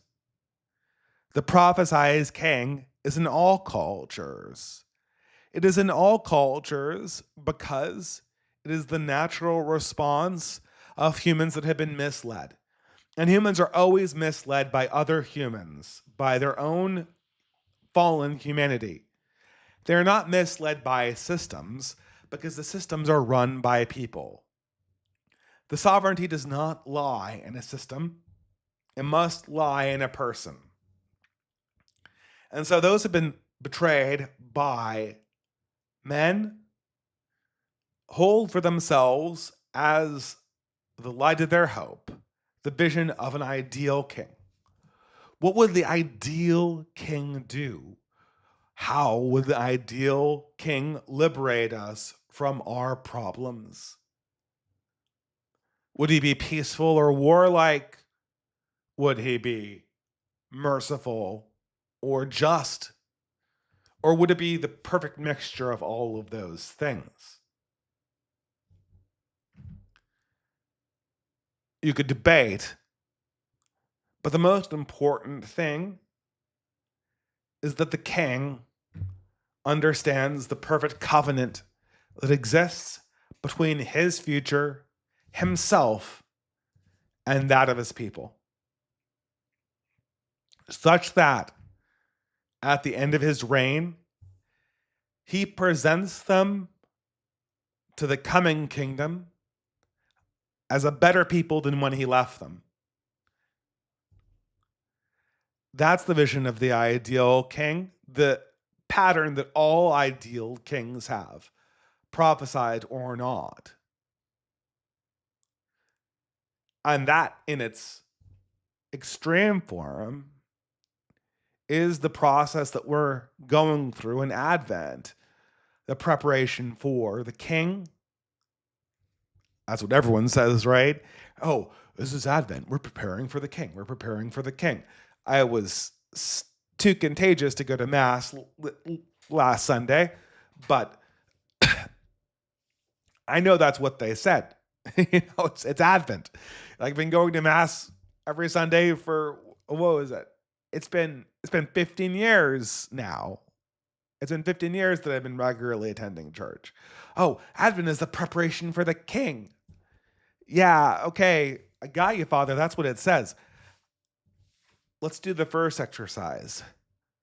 Let's imagine the king that could liberate us, ideally, perfectly. And then map that on to our understanding of the perfect end of humanity in God. I think that's an important exercise. I don't think that people understand the importance of the figure of the king in our preparation for the King of Kings.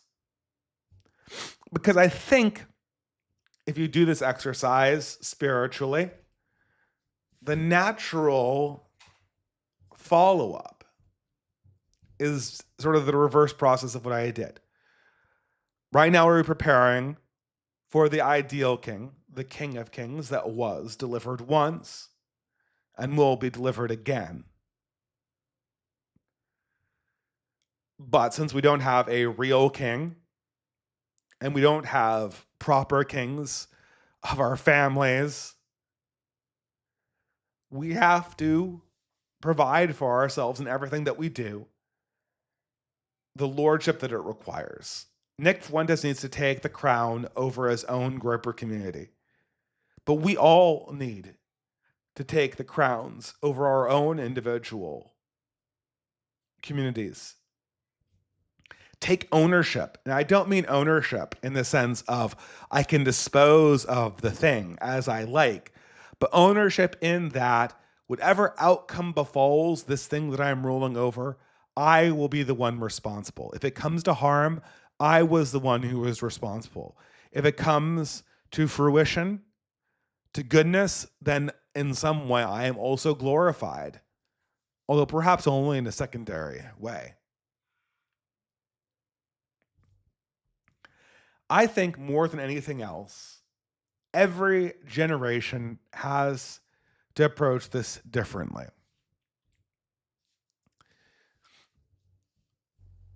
For my own generation, I always divide the millennials up into the Xlennials and the Zillennials, right? The Xlennials, although I guess it kind of both looks like Zillennials, right? The Xlennials are the millennials that are more like Generation X, like myself. We are really the parents at this stage. I know we're not as rich as the boomers, but we kind of have to pretend like we are. We are the people that have gotten into adulthood, and we have at least one of two things. We at least know what worked for us or what didn't work for us. And we have, I mean, let's be honest, guys, we probably have at least a little bit of wealth, a little bit of disposable income that we can use to help the people who are below us to do a little bit of mentoring. Maybe we're not in that position yet, but at least now we have to act as the adults in the room. We have to model adulthood. We have to model adulthood. We are all in adulthood now. We're probably going to get a little bit richer as we get older, but we're not going to get a lot richer. I can tell you that right now. This is not a rich country anymore. And insofar as there is money coming, it's not going to us. But we need to be comfortable in our adulthoods and wield it for our children and to kind of model it. I'll go on here. The millennials. Okay, younger millennials, let's get down to brass tacks. You're in your 30s now. And here I am kind of talking to Nick. But I'm also talking to all right wingers out there who are in their late 20s and early 30s.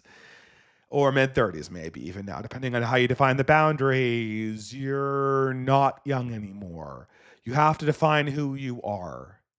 If you're a woman, you either need to resign yourself to not having children or get married now and come to terms with what that means for realistic marriage propositions. If you're a man, you need to have an understanding of your own identity. Now, look, the economy is strange, and you're going to have to maintain an enormous amount of flexibility. So I'm not saying you need to marry yourself to a career, but you need to be thinking in terms of a person who's accumulating wealth, who's building a space for his future family or his future allies. Not everyone's going to get married, especially in our generations. But we're all going to have a community around us that we have ownership over. And if we're not taking ownership over a community, we are not being properly adults. We aren't.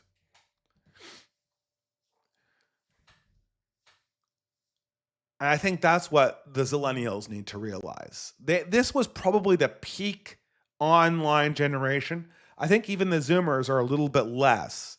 The Zillennials came of age at the height of social media. Your community, with some rare exceptions like our own, which meets up in real life and is coming to be more in real life than it is online, which is I'm very proud of. You need to find what your community is. You need to own the fact that you will be a leader of a group of people, a leader of a family in a direct sense as a parent, or a sub-leader of a family in a support sense. That's your destiny. Your destiny is not to indulge yourself as some abstract element in a consumer identity, much less some kind of consumer political identity. Political identities are only characterized to a loyalty to some group of people or faith that exists in the real world. This is the only reason why they exist. That's the only reason why politics exists. What is politics? Well, it's war, right? But your real political identity, your real politics, is what you can't walk away from. You can't walk away from God. You can't walk away from your family. You can't walk away from your broader people. I guess you can walk away from your nation, but you ought not to. I say this as someone who's frequently an expat myself, but there is a deeper concept of a nation and peoplehood that extends beyond just the plain government that currently rules over us. And that's your politics. It has to be instantiated. It has to be matured. For the Xers, interesting generation, caught between the millennials and the boomers. Hard position. You're in your 50s. You're in your 60s. You probably have a little bit more money than the millennials had. Maybe you don't.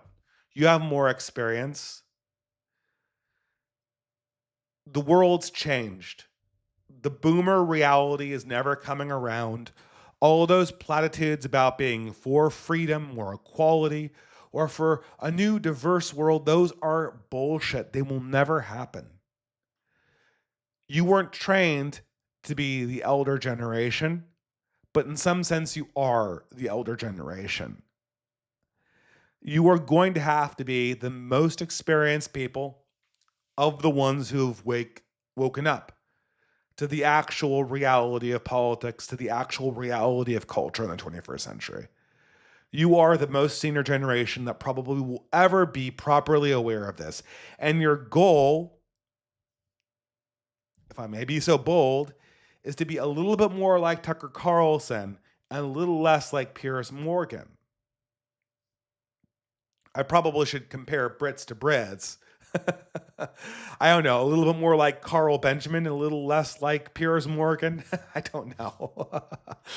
But I mean, look, I come to some position, right? I mean, this is, we're talking about like happy endings on the internet. And for some strange reason, Anita Sarkeesian, another Generation Xer, a Generation X woman, I'm pretty sure she's pretty old, right? And, Generation X, I mean, I guess Sargon is pretty close to being an Xennial, but whatever. We'll round him up to being an Xer. Like Sargon of Akkad is looked at by most people as being sort of a happy ending for a person who was mostly known for being online. And Anita Sarkeesian, for all of her prominence, ended up marrying herself. Sure. I was just watching this NPR interview. Elizabeth Gilbert was on. It was Elizabeth Gilbert was on NPR. No, it was not NPR. It was the New York Times. Oh, Dave, you're still watching the New York Times? Yeah, okay, fine. Yeah, I still watch the New York Times podcast. So sue me. It's my culture. I can't walk away from it, right? Elizabeth Gilbert. This is the woman who is most famous for ditching her fiance and going on a giant world tour in the original Eat, Pray, Love trichotomy, right? There was the eating in Italy. There was the praying in India. God knows why you'd pray in India. And there was the loving in, Bali with some Brazilian businessman. She gets back. She's reinvented herself as a woman. She writes a new book about marriage to her new lover. And then she breaks up with him again. And then she writes a book about that, how liberating it is. And then she gets together with a woman, a drug addict. And then she's here on this podcast with a new tell-all story of self-discovery. The self-discovery I had being in an abusive lesbian relationship. Bravo. And the main thing is, after telling everybody how they should never, ever date men because they're too dangerous, how she was plotting to murder her own abusive lesbian lover. Brilliant. Is this, and she's what? She's 60. She's pushing 70 now. She's an older Gen Xer or a mid Gen Xer. She's gray. She's bald. Do you want that to be? I mean, she's great because she's a millionaire with 5 published books and a movie deal where she's played by Julia Roberts. So I'm sure she has a fulfilled life. How would you like to do that on a budget of $80,000 a year?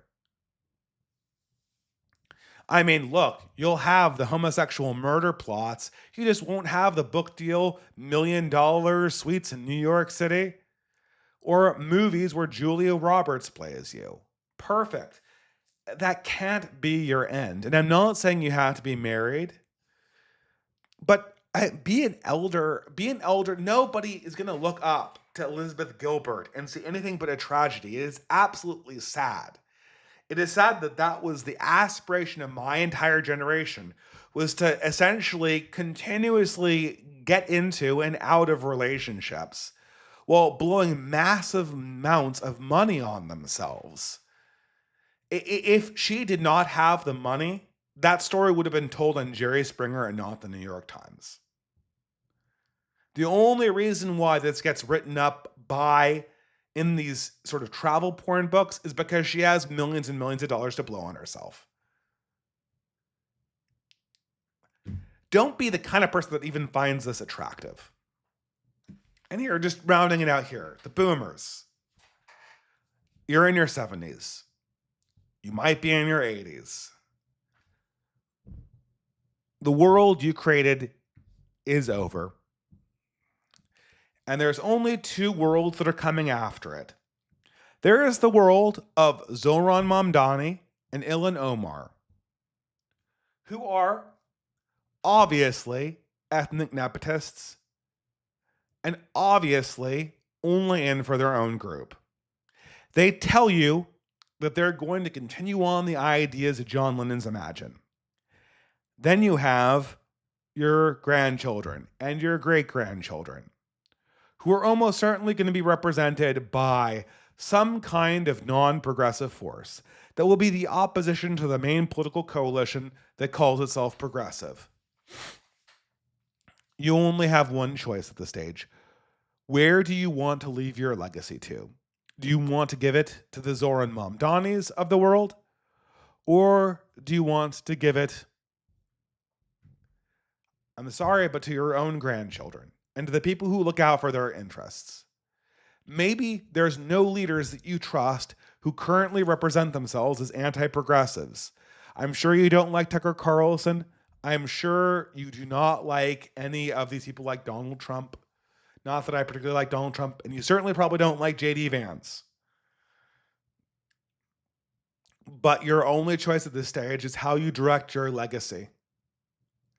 How are you going to use your last decades on this planet to advance one side or the other? Because the middle ground that you've been pursuing, this does not exist anymore. No young people believe in it. And finally, I should say, the Zoomers, the young people. Now, I've been dealing a lot recently with this problem. I don't want to name names. There have been a few people I'm like getting in arguments with people, but it's the Zoomers are very depressed because everything's falling apart, and I'm depressed too. And I am working to try to get the dissident community, the anti-progressive coalition, more advanced than where it is. And classically, the response I get from most Zoomers is, oh, woe is us if we cannot completely recreate everything that millennials and Generation Xers had in previous decades. We're not going to have good movies. We're not going to have opportunities in white-collar jobs. We're not going to have all of these things. And woe is us if we can't have them. Okay, I'm not going to lie to you and say that you are going to have these things. These systems are destroyed. They're not going to be revivified. And nothing that I can do as an older millennial can possibly revive them. Even if I bust my ass and everything does peachy, and the conservatives do this, and the progressives do that, and the boomers do the other thing, we will still be rebuilding everything from square one. We will never get to that developed high-trust society that existed in 1995, much less 1965.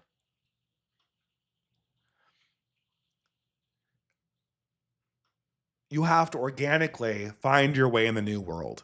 And you have my sympathies. You have my support. Alternatively, you also have your youth. I could offer this for the Zoomers. You get to be, I know you think this is vain praise, you get to be the pioneers of this new world. You're the first people that have to find and pioneer the new ways of existing in this world that actually work for you and your generation. And I'll say this too. all the other generations that are older than you will only kind of be LARPing as kings. We were never groomed for it. It was never required of us because the systems were all part of the system, which is currently in the process of evaporating. If you fight and succeed, you will be the first generation who could possibly be actual kings. To be the actual leaders, the actual brave people with vision that don't just play along or object to the role that society has given them or that presents for them in the future, but actually forges one. Be brave, be agentic, be kings. That's the advice I have for all of us, I suppose. Be kings, but also be humble and prepare. Wait, as we all are this Advent, for the King of Kings. Well spoken, the ideal that rules over all of us, that came unto us 2,000 years ago, and that will come again. With that, guys, that's the end of the lecture portion of this Fiddler's Green podcast. I will now go on to the super chats, the entropy chats. All right, good. Nice and short this time. My voice, and I'm fresh out of tea. Let's see. What are we doing here? Okay, it would be good if I actually got the window up. Oh, okay. This should do it. All right, guys. So for those of you who are new, the format of the podcast is usually a 2-hour lecture. Sometimes I go 10 minutes over or so. It looks to be like I'm 15 minutes over this time. My apologies.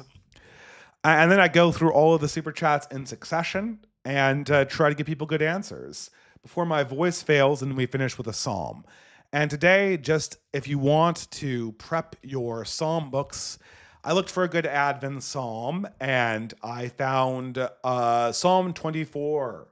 That seems to be one of the more popular ones for Easter or Advent. You can tell that I'm tired. Wow. But let's get through the super chats and hopefully I'll be able to go to bed tonight. Ben White for $3 USA. Hindus in North Carolina are building a temple complex with a 155-foot statue with the Hindu god of war. Have to listen to the libs gush about how great this is for diversity. Are we cooked? No. Well, this is a very Zoomer reaction. You're not cooked, but this is a great thing to talk about your own heritage and where are the statues that celebrate your heritage? Where are the people who are building huge monuments to Christ, to Christianity?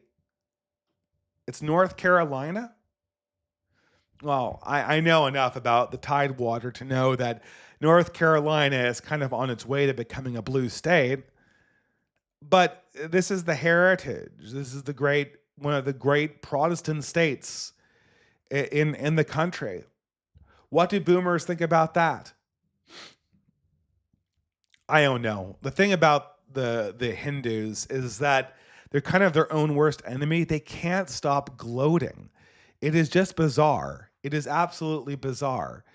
And I'd like to think that if it actually comes to dialogue, attempting to convert people it's always a very great opportunity. I think that Hinduism, it is in many ways a racial and ethnic nationalism that is pretending to have a theology to it. The percentage of Hindus that are actual theological devotees to the religion of Hinduism, like they literally believe in Ganesha, that's vanishingly small. And so eventually what comes out from these Hindu communities is either sort of this racial nationalism or this kind of bizarre religious practices that are just totally unsuited for for our world and our times. Like I said before, there are many beautiful things about Hindu culture, but Hinduism, the religion, it is just well past its expiration date. It's like watching a mummified body. This thing, it needs to be respectfully interred. And I don't mean the Hindu people need to be interred. I mean, their decaying religion needs to be respected as an archaeological artifact. Its existence as a religious faith is very unsettling as I kind of perceive it. It feels bizarre. The shadow band for $15 USA. I hope you feel better soon. Well, thank you very much, the shadow band. I'll keep on going here. Ben White for $5 USA. I recently had the misfortune of running into a Korean girl I went to high school with. She's a K-pop fan now and publicly says stuff like kill all men. Reminded me of that stream you did about South Korea and feminism. I feel bad for Korean men. Well, look, how old is this woman? It looks like you dodged a bullet. I can't tell you how many women who I had crushes on in high school, and I watched them become the most insufferable feminists when they got to be around 30. And all I could think about when I saw them again in their mid 30s is, oh my God, I would have like killed to date you in high school. And now I am so glad we never had a relationship. What was this? I dodged a bullet. This is amazing. I do feel sorry for Korean men a little bit. It is sort of scary. But it is scary because the Korean example is this idea that the Korean people are just going to ride the modernity rabbit hole all the way down to their self-extinction. They're sub one child replacement right now. There isn't a future for the Korean people on their current trajectory. This is insane. And they're still doing feminism. And this is, I don't know, like K-pop. I never realized how thoroughly integrated feminism was with K-pop. I guess, with the Zoomers, there's been a cross pollination of radical feminism and Korean music. But I mean, look, if women want to separate themselves off into this death cult, let them. I only care about the women who are faithful to the human race and faithful to God. And if women want to be part of this project that we call humanity, and this larger mission we have towards divinity, then they can be part of this. But I'm not going to parlay with people who want to kill me and imply that we have a relationship, that we have some kind of, that we're part of some system that guarantees them rights that I have to respect. They're just openly in a state of war against me, and I'm going to treat them like that in the coldest way possible. I'm not going to do anything unethical or illegal, but I'm certainly not going to deal with them in any way that isn't completely transactional. I kind of hope, just for the diversity of humanity, that Koreans and the Japanese are able to rediscover vitality, just for all of us, to show that there is a way to come back from this mess. Aspiring misanthrope for $3 USA. Then he suddenly beheld his sister Eowyn as she lay, and he knew her. He stood a moment as a man who is pierced in the midst of a cry by an arrow through his heart. And then his face went deathly white, and a cold fury rose in him, so that all his speech failed him for a while. A fey mood took him. Yeah, beautiful words from Tolkien. I think it describes I think that Theoden is dead by the time Eowyn is revealed to be a man, or at least he's dying and never recognizes her. But I think this is Éomer, who has like one of the most epic arcs in Tolkien. Will he takes a stand on Pelennor Field against insurmountable odds, something that was not properly conveyed in the movie, even though he was portrayed by an actor I really like, Carl Urban, who later played Judge Dredd. But thank you. Outreamer for $25 USA. Hey Dave, I've been investigating distant alternatives for over a decade now, including OGC, Exit, religious alternatives, etc. And I'm considering publishing an article on the frustrating errors within IRL activism. But I'd like to speak to you in private about these things first. Is there a way I can get in contact with you? Are we not friends on Discord? I hardly ever check Discord. The best way is to DM me on Twitter/X because I actually check my DMs there. Now, I get so many DMs that oftentimes, if the conversation isn't renewed, it can get buried as new DMs come in and then I'll never check it. But if you refresh the conversation, I'll reply back and hopefully we can get a conversation set up. I have a separate podcast that is specifically dedicated to dealing with community building issues. And I would love to have your input on those, especially if you have constructive criticism. I was thinking we could do a panel on that coming up. Cool guy for $4 USA. I thought conservatism died 7 years ago, to reference your video. How are we still talking about it? Just kidding. They still have all the money and power and we don't. Yeah, that's the unfortunate reality. Right. Did I do a conservative died 7 years ago? 7 years ago was 2018.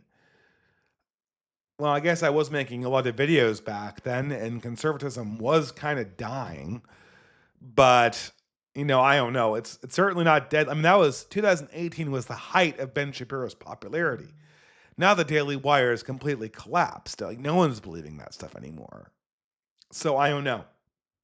I guess the dead cat continues to sink without bounds, as they say. Ben White for $3. Do you think a Western leader in the future will purposely trigger a constitutional crisis to deport a certain undesirable group, including the people who are citizens of that Western country? Probably in Europe, probably not in America. I think I think there will probably be a certain amount of self deportations in America as the opportunities dry up inside of it and foreigners realize that they can't pillage things as easily as they have in the past. And as things kind of get locked down more,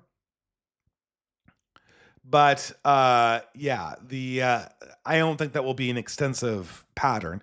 I think in Europe, at least a few countries will use remigration to become consolidated again, and that will be kind of a basis going forward. Truddle for $5 USA. I've appreciated your streams and the insights therein lately, even though I seldom manage to tune in live.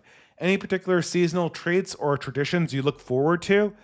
So much baking this month for me. Merry Christmas in any case. We usually do a caroling party. I don't know if I'm going to do that or not. Christmas cards is big for me. I have an advent calendar for my kid, like a cloth one, but he doesn't like candy, which is so weird. So just like he ignores it every day. Maybe if we put a toy inside of it instead of a candy, it'd be more exciting for him. But I don't know. I thought that advent calendars would be huge because I really remember them, but that's not really a thing. Letting the advent calendars at dinner, though, he likes doing that. So that's a tradition.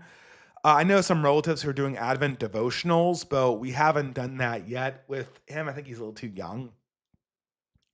But we'll try to get more in on that. Traditions are hard because we've just started being back into the pattern of being homeowners. And so traditions are hard to sustain.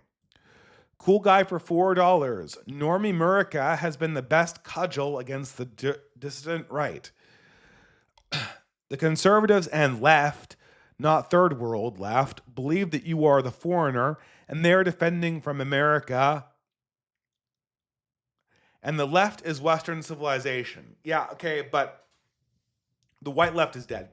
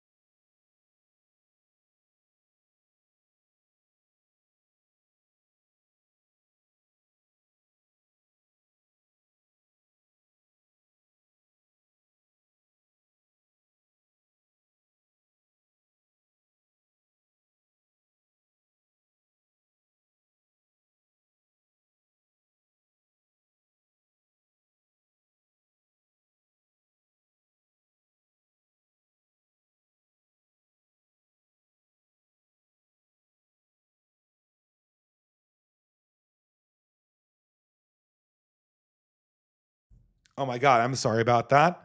Okay, so I don't know when the mute was on. Oh, well, this is unfortunate. Now I have to figure out when I was actually muted. Okay, hmm.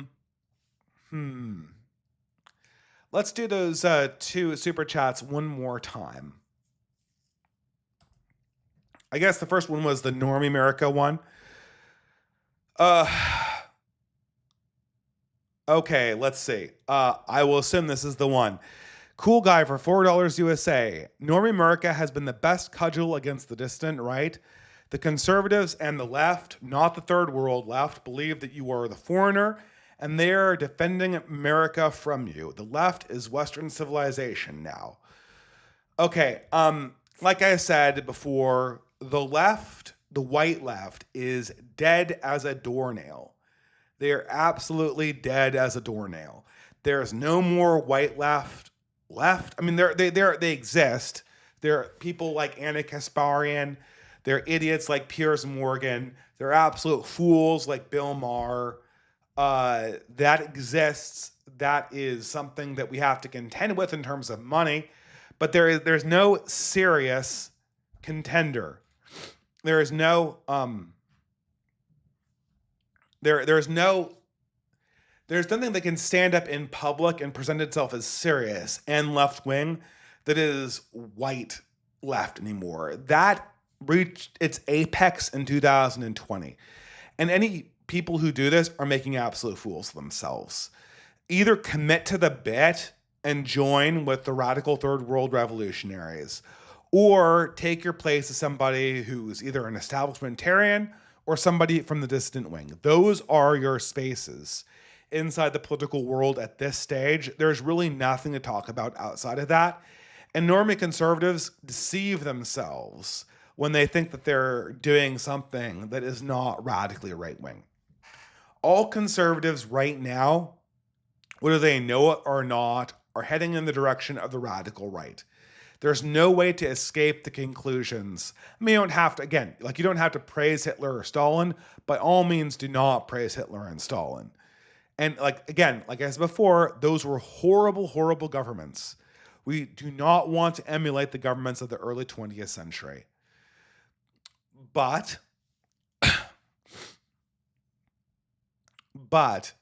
if you are transgressing against the sensibilities of the post-war consensus, there's really nothing to apologize for. You can follow the pattern of Nick Fuentes or anyone else. Just stand by your principles, reframe, and point out the massive contradictions that occur when we're talking about the world. When we're talking about the world in 2025. Wow, I'm really running out of energy. But I have to make up these two questions. So why we lose for $5 USA? $5 USA. The more established I become as a researcher, the more I fear I have of being canceled.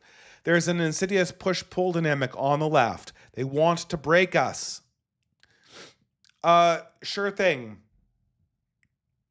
And this is the great struggle.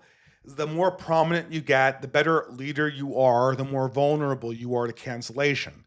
But this is one of the things that I really take heart at, where it seems that we might be at the end of the cancellation fever that overtook the country between 2014 and 2024.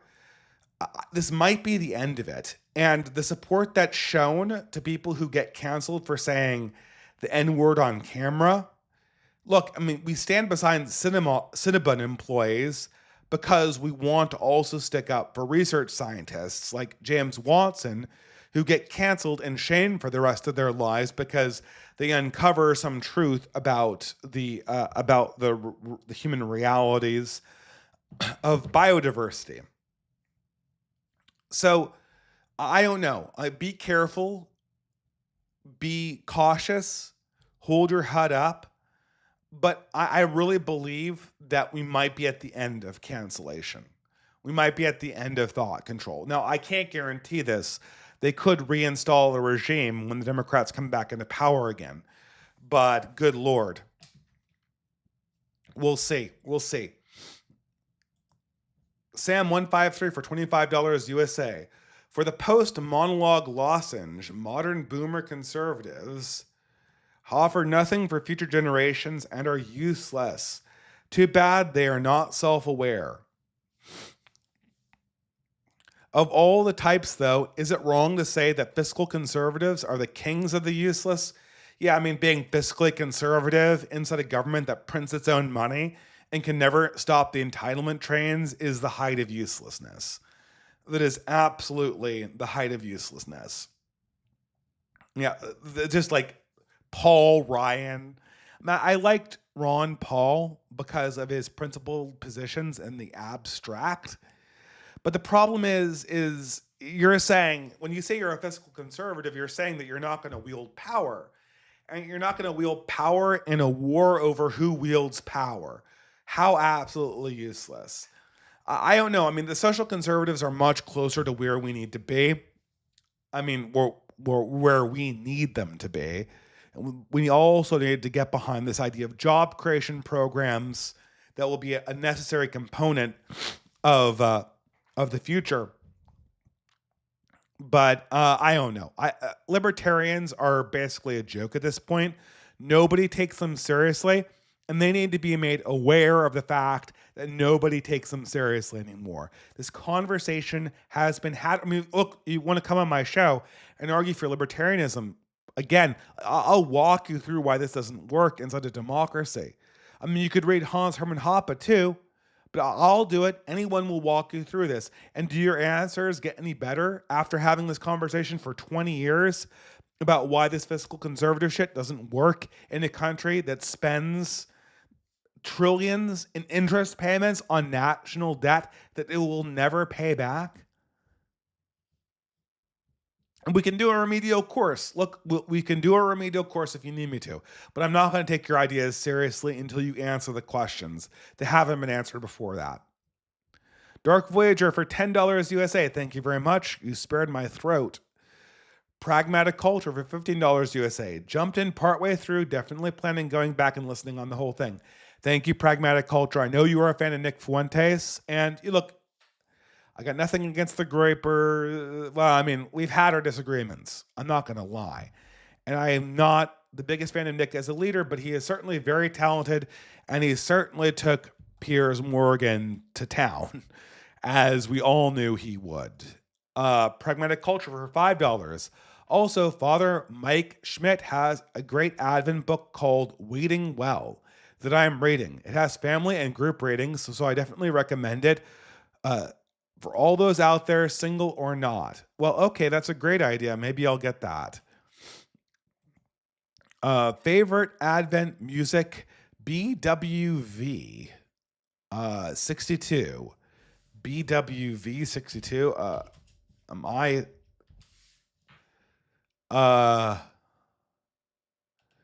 Okay. Yeah, Bach, of course. Okay. Numkom der Heiden heilen. Okay. BW2 by Bach. 6 movements. Sacred cantatas. Okay, I wonder if I had this on recording. I do have a lot of his sacred work, but I don't know if I have that one. But hey, maybe I'll listen to it after the stream. God knows I won't be talking. My voice is really hurting.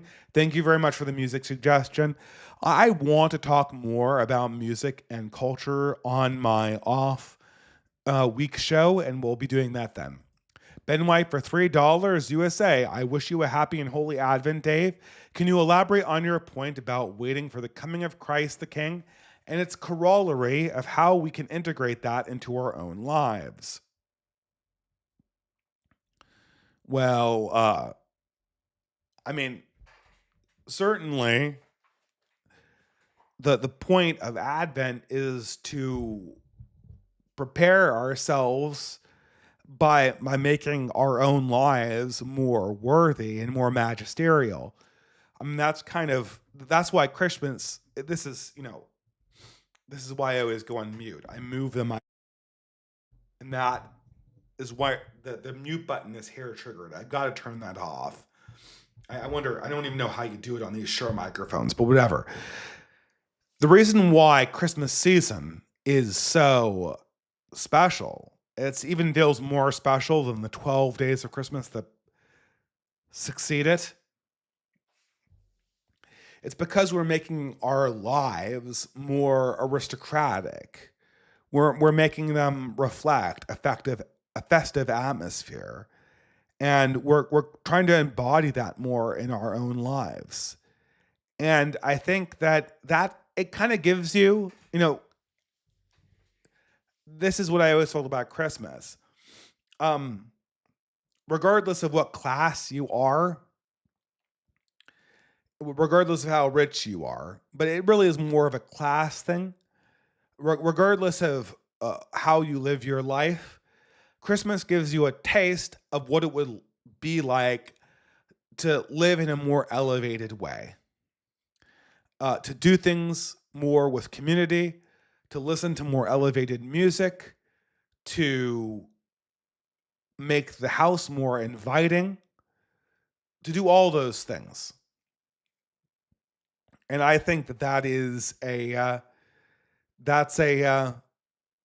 great practice. I think that is what contributes to the Christmas spirit more than we might admit.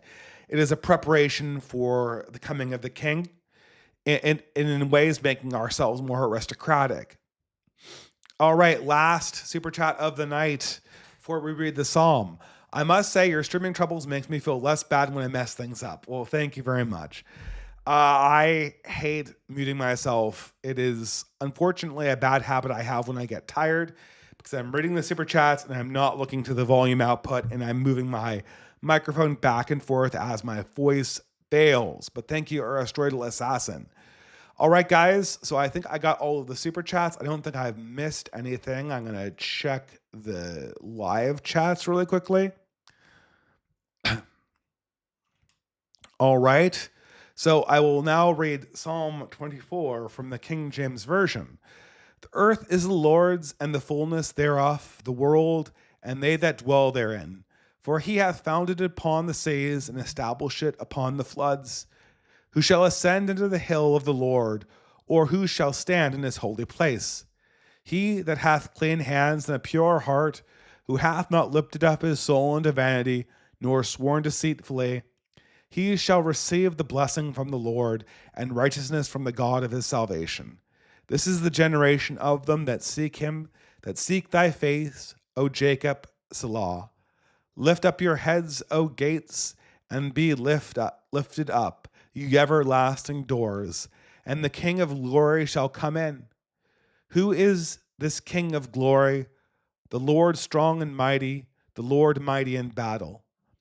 Lift up your heads, O ye gates, even lift them up, ye everlasting doors, and the King of glory shall come in. Who is this King of glory? The Lord of hosts. He is King. Selah. Thank you, everyone, for joining me for this Fiddler's Green Podcast 66, King